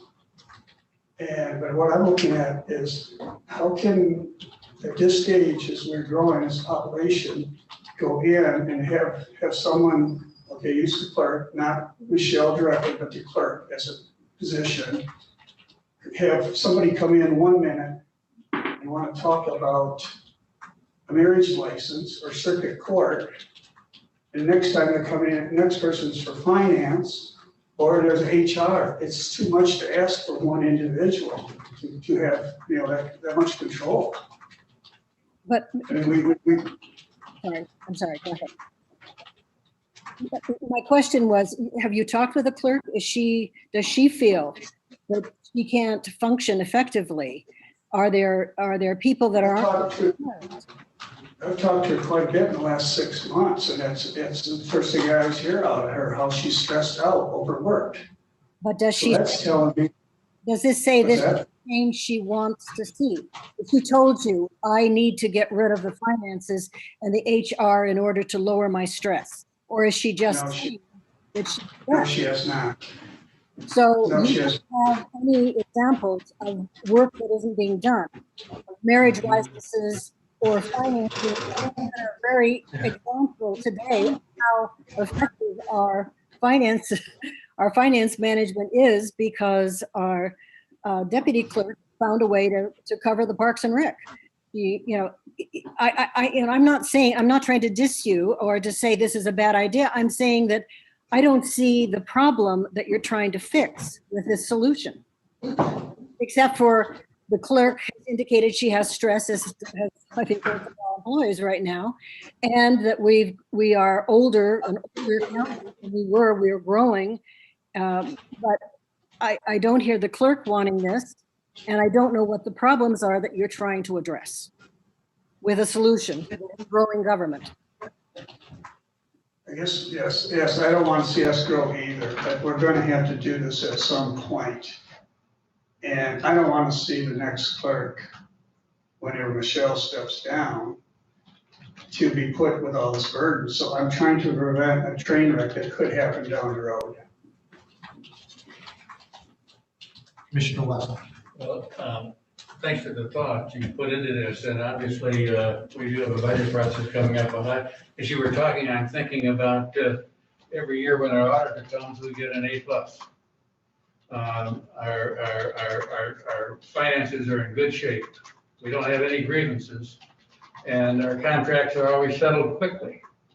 And I'm here, if we were going to add personnel, the Housing Action Committee talked yesterday about what we could do if we could just have some resources in assisting in the housing issue. I don't think we need to hire additional administrators. And I'm going to be talking a little bit later about in visible Leelanau. We have some real needs in the county, but one of the needs that I see isn't that we need more high-paid administrators. The services are what we're about. So thank you, but I'm going to be hard to sell. No, I understand. I mean, we do have a budget in the finance committee, so I mean, this could be forwarded to them, you know, and come up with a plan if we want to go forward with this. But we do have a motion on the floor here for this. Commissioner Lautner. Yes, thank you. I think Rick brings up a very good point. It's not a matter of if, it's a matter of when. And there is absolutely no doubt that our clerk and her staff do a phenomenal job and have done a phenomenal job. Right? There's absolutely no doubt about that. So I want to make that clear. But on the other hand, it has come at a price that's really unfair to ask. I know right now the clerk said she's short-staffed and wants to hire a person to help. So she's already looking for one person. And it's kind of an inside joke I've got with her, but if I need to talk to her, I call her on the weekend and I call her here. 9 times out of 10, she answers. She can get a lot done on the weekends. I mean, she's got so much work that she'll do a lot of it on the weekends. And I know quite often our deputy clerk has to work weekends too to get it all done. So, you know, that's not the question, but at some point, you're right. We will have changeover, and we've got to have it be easier to line up now than in the future, because to give a new clerk that burden is probably pretty unfair. Because while I think our salaries are fair, I know having all of this is a lion's share of responsibilities on one department head. So we take the personalities out of it, just look at the county and how it can be operated or should be operated or in the future will be operated. It makes sense to look at this in 2022's budget, and it has its merits. Commissioner Elmore. I'd like to, you know what, Commissioner Rushton hasn't spoken yet. Would she like to speak first? I And I'll would. follow Sure. you, because I already had one short chance. How many times has Chet come before this board and told us the long hours that Michelle and Jen have worked? It's a question of how much overtime are we spending on these hours? That's one issue. I've been here almost 9 years, and I have seen a change. For Michelle, higher stress levels, and I agree, I do believe that now is the time to start looking at making those changes and getting our departments acclimated to a new process. So I will be supporting it today. Commissioner Howard. You know, I mentioned before that this needs exploration, because they're important ideas and perhaps needs. But we have to determine if there is truly a need. This is not a decision I believe can be made quickly, easily. We need the voice of our administrator. Do we need an HR and our department heads? I mean, is that something that's needed? Most organizations have it. If you guys really need it, would you benefit from it? Sounds like Michelle needs another staff person. Does that mean it needs? We really need to explore this. This is not something that should be taken lightly. It is interesting, and we need to know if this kind of thing needs to happen, but I think we have to be really careful. And we have to involve the department heads and the administrator. They're the ones who really know what's going on. Yeah, just maybe the best way to go forward. And I believe your motion was to establish, maybe you put, explore the possibility of establishing. Because obviously you don't have all the facts and figures and information. This is the first time we're hearing about it. Commissioner Bunning was right, we do have a budget finance committee. So I think if you just put to explore the possibility, I think everyone's kind of saying the same thing. This is definitely worth looking at. But I believe your motion was, that I didn't write down, was specifically to establish. And I don't think we're to that point yet. We need to have a lot more information, as you said, job descriptions, budgets, how we structure everything. So I think if you put to explore, I think you get support, and that would start the process. And I think Chairman Bunning was right. We could refer this to the budget committee. Commissioner Long. Yeah, I'm not opposed to it going to the budget committee and looking at some of those things, right? I wrote it all down right. I don't think he did say explore, he said establish, Yeah. so I think established, but anyway, that sets a path, but that doesn't mean it can't be, I mean, we will be exploring as we go. I mean, that's my opinion. If we would explore as we go, because we're gonna have to find out a lot of things, and it's going to take some time if we're to get this. You said 1/1/22, so it's going to take some time to get that done. And I'm not opposed, obviously, to any input, but it's my understanding that this duty falls on the Board of Commissioners. So it's a duty of the Board of Commissioners to do these positions. That's not something we lean on our administrator for or our department heads for. So we've got to look, it's going to be up to us to make sure we would cover all the bases and not forget anything and to do it the right way.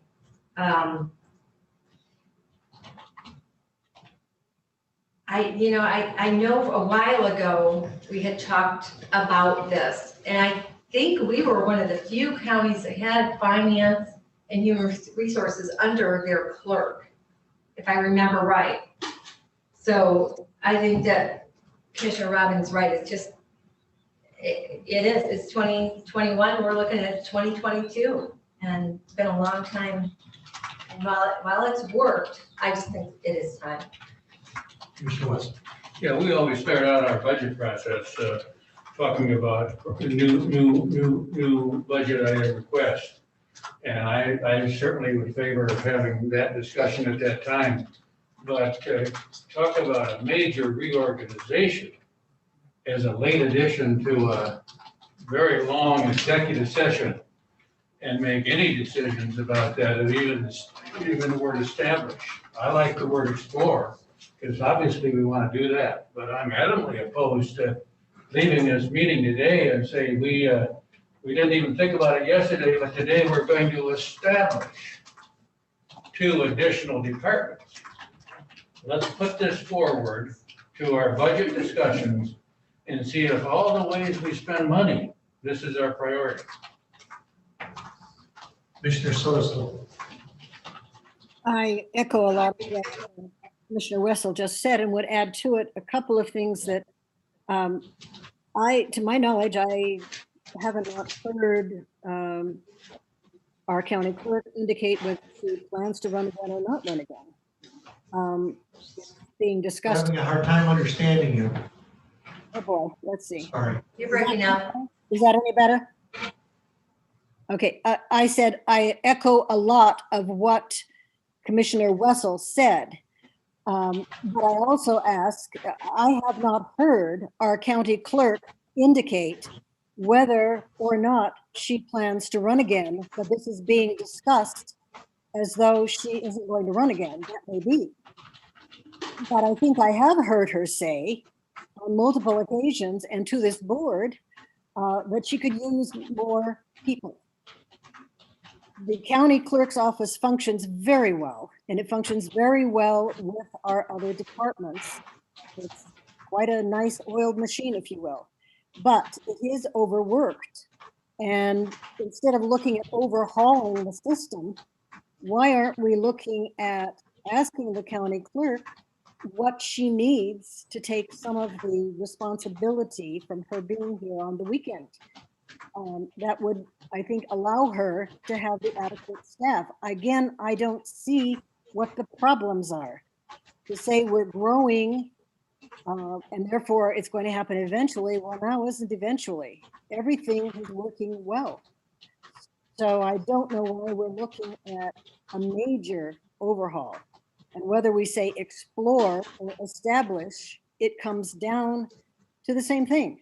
So why don't we, if we're going to look at this at budget time, which I think is an excellent idea, why don't we involve the clerk and the county administrator, because they are responsible for the functioning of that office and of the county. The county clerk for the office and our county administrator for other functioning departments, rather than put a motion like this forward. I don't see a need for the motion. And I'm not going to support it. Commissioner Rushing.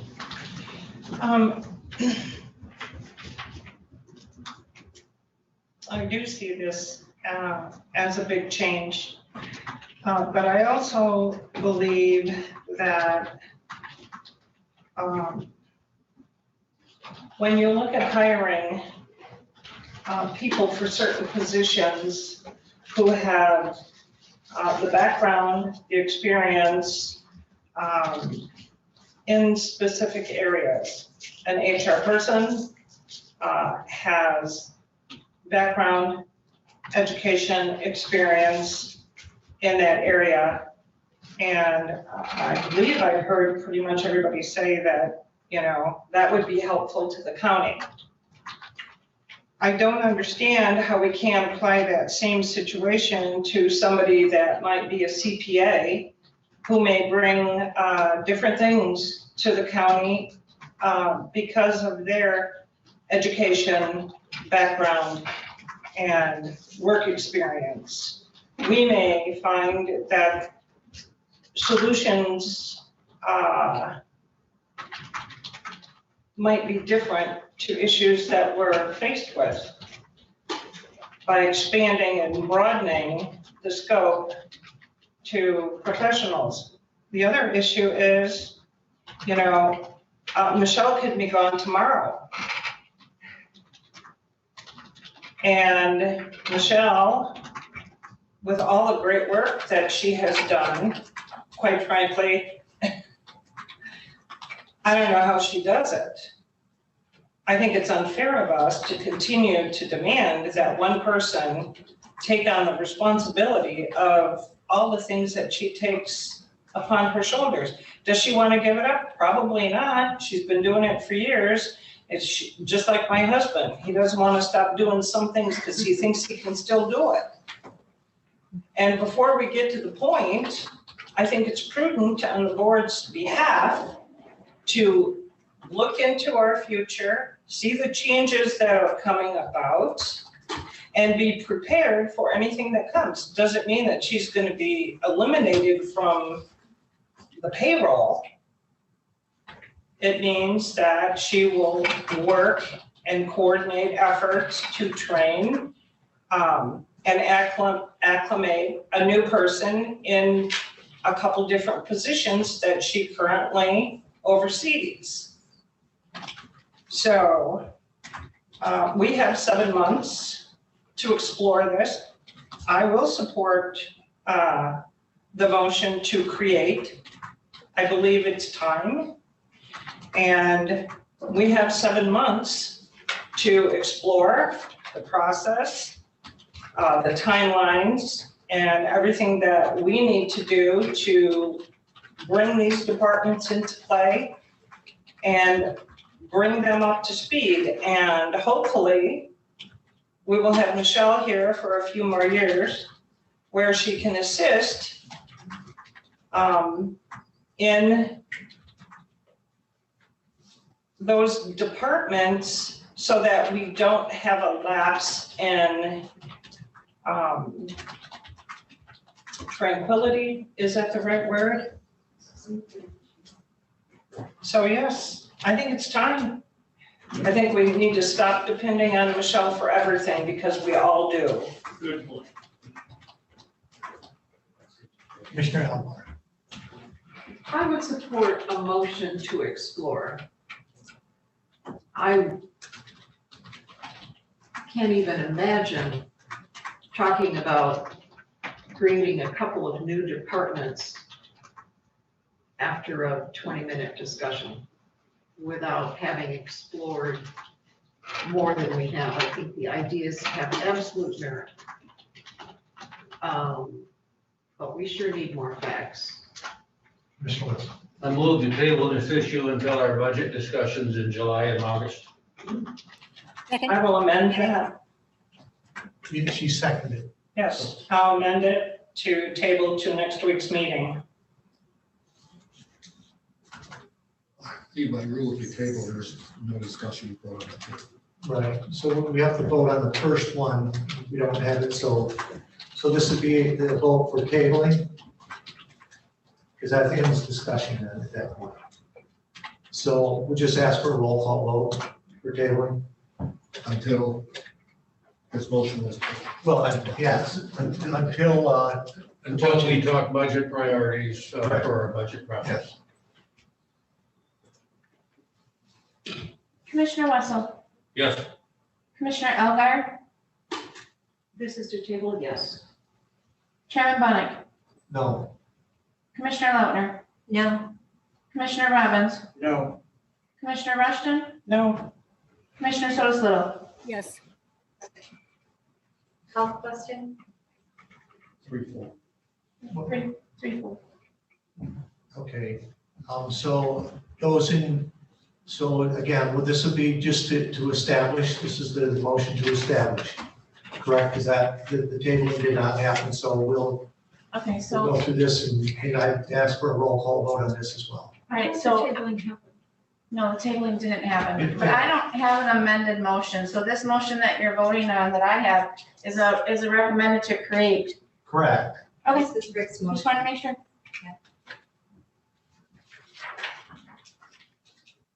All right. Commissioner Robbins, Yes. Commissioner Rushton, yes, Commissioner Sotos Little, No. Commissioner Wessel, No. Commissioner Elgar, No. Chairman Bunnick, Yes. Commissioner Lautner. Yes. Passes 4-3. And just because we said we're gonna establish, it doesn't mean we can't, we're gonna explore establishing, and it's gonna be January before this happens, even if it's gonna happen. Just so everybody knows that, that's what and I think we I will thought- have it in our budget, I yeah. thought we just voted to establish it. So if we explore it and find out it's not a good idea, we've already voted to do it. Correct, you can change that. But it would, yes, Point of privilege, excuse me, point of privilege, yes, I'm hungry. okay. good call. point All before right, we should we stop for lunch or should we do the sheriff? Yeah, maybe we should just do a quick grant for the show. Yeah, Yeah. let's do that grant, okay? Okay, Patricia before we wants- do, I don't know if I heard. I'm sorry, we're gonna do the sheriff's grant? I'm No, sorry, what was- I want to make a comment. Oh, okay, go ahead. We just finished. I am appalled that we just established a reorganization with no advance notice in this vote given to between now and next week for any details. And we're saying that, yes, it was to establish, but we maybe can just change that and explore. I'm appalled. That's all I want to say.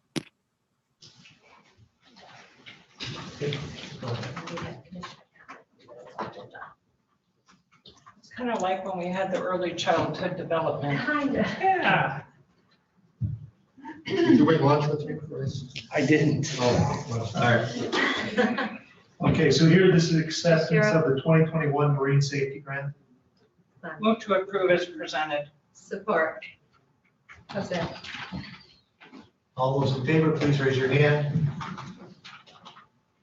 All those opposed, the same sign. Motion passes 7-0. Thank you for waiting. Great job presenting. All right, keep you so long. Does that include housing fees? All right. Does that include housing fees for your deputy? Right. And Judy, we're gonna take lunch here now. Not Sorry. enough grant dollars out there for that. Housing fees now? You want to just accept April's grant? That's a simple. Oh, Well, they've already left. So, Okay. no, can we, she's already signed Oh, on. but she, okay, all right. yeah, she doesn't have to come back when she doesn't want to. No, well, Remind It will pass. I'm sure. yeah, that's what I was just, Is this coffee in here for the commission? yeah. Let's copy out there too. Oh, she said there was no coffee. No, it's out there. It's out there. I did that though. Oh, That's what I that was about. don't think, I doubt it. Usually people don't drink that much. Yep, that was all about me. So can you? Me. That's all about me. Well, thanks for coming. It's fine. Great We'll job. we'll be here.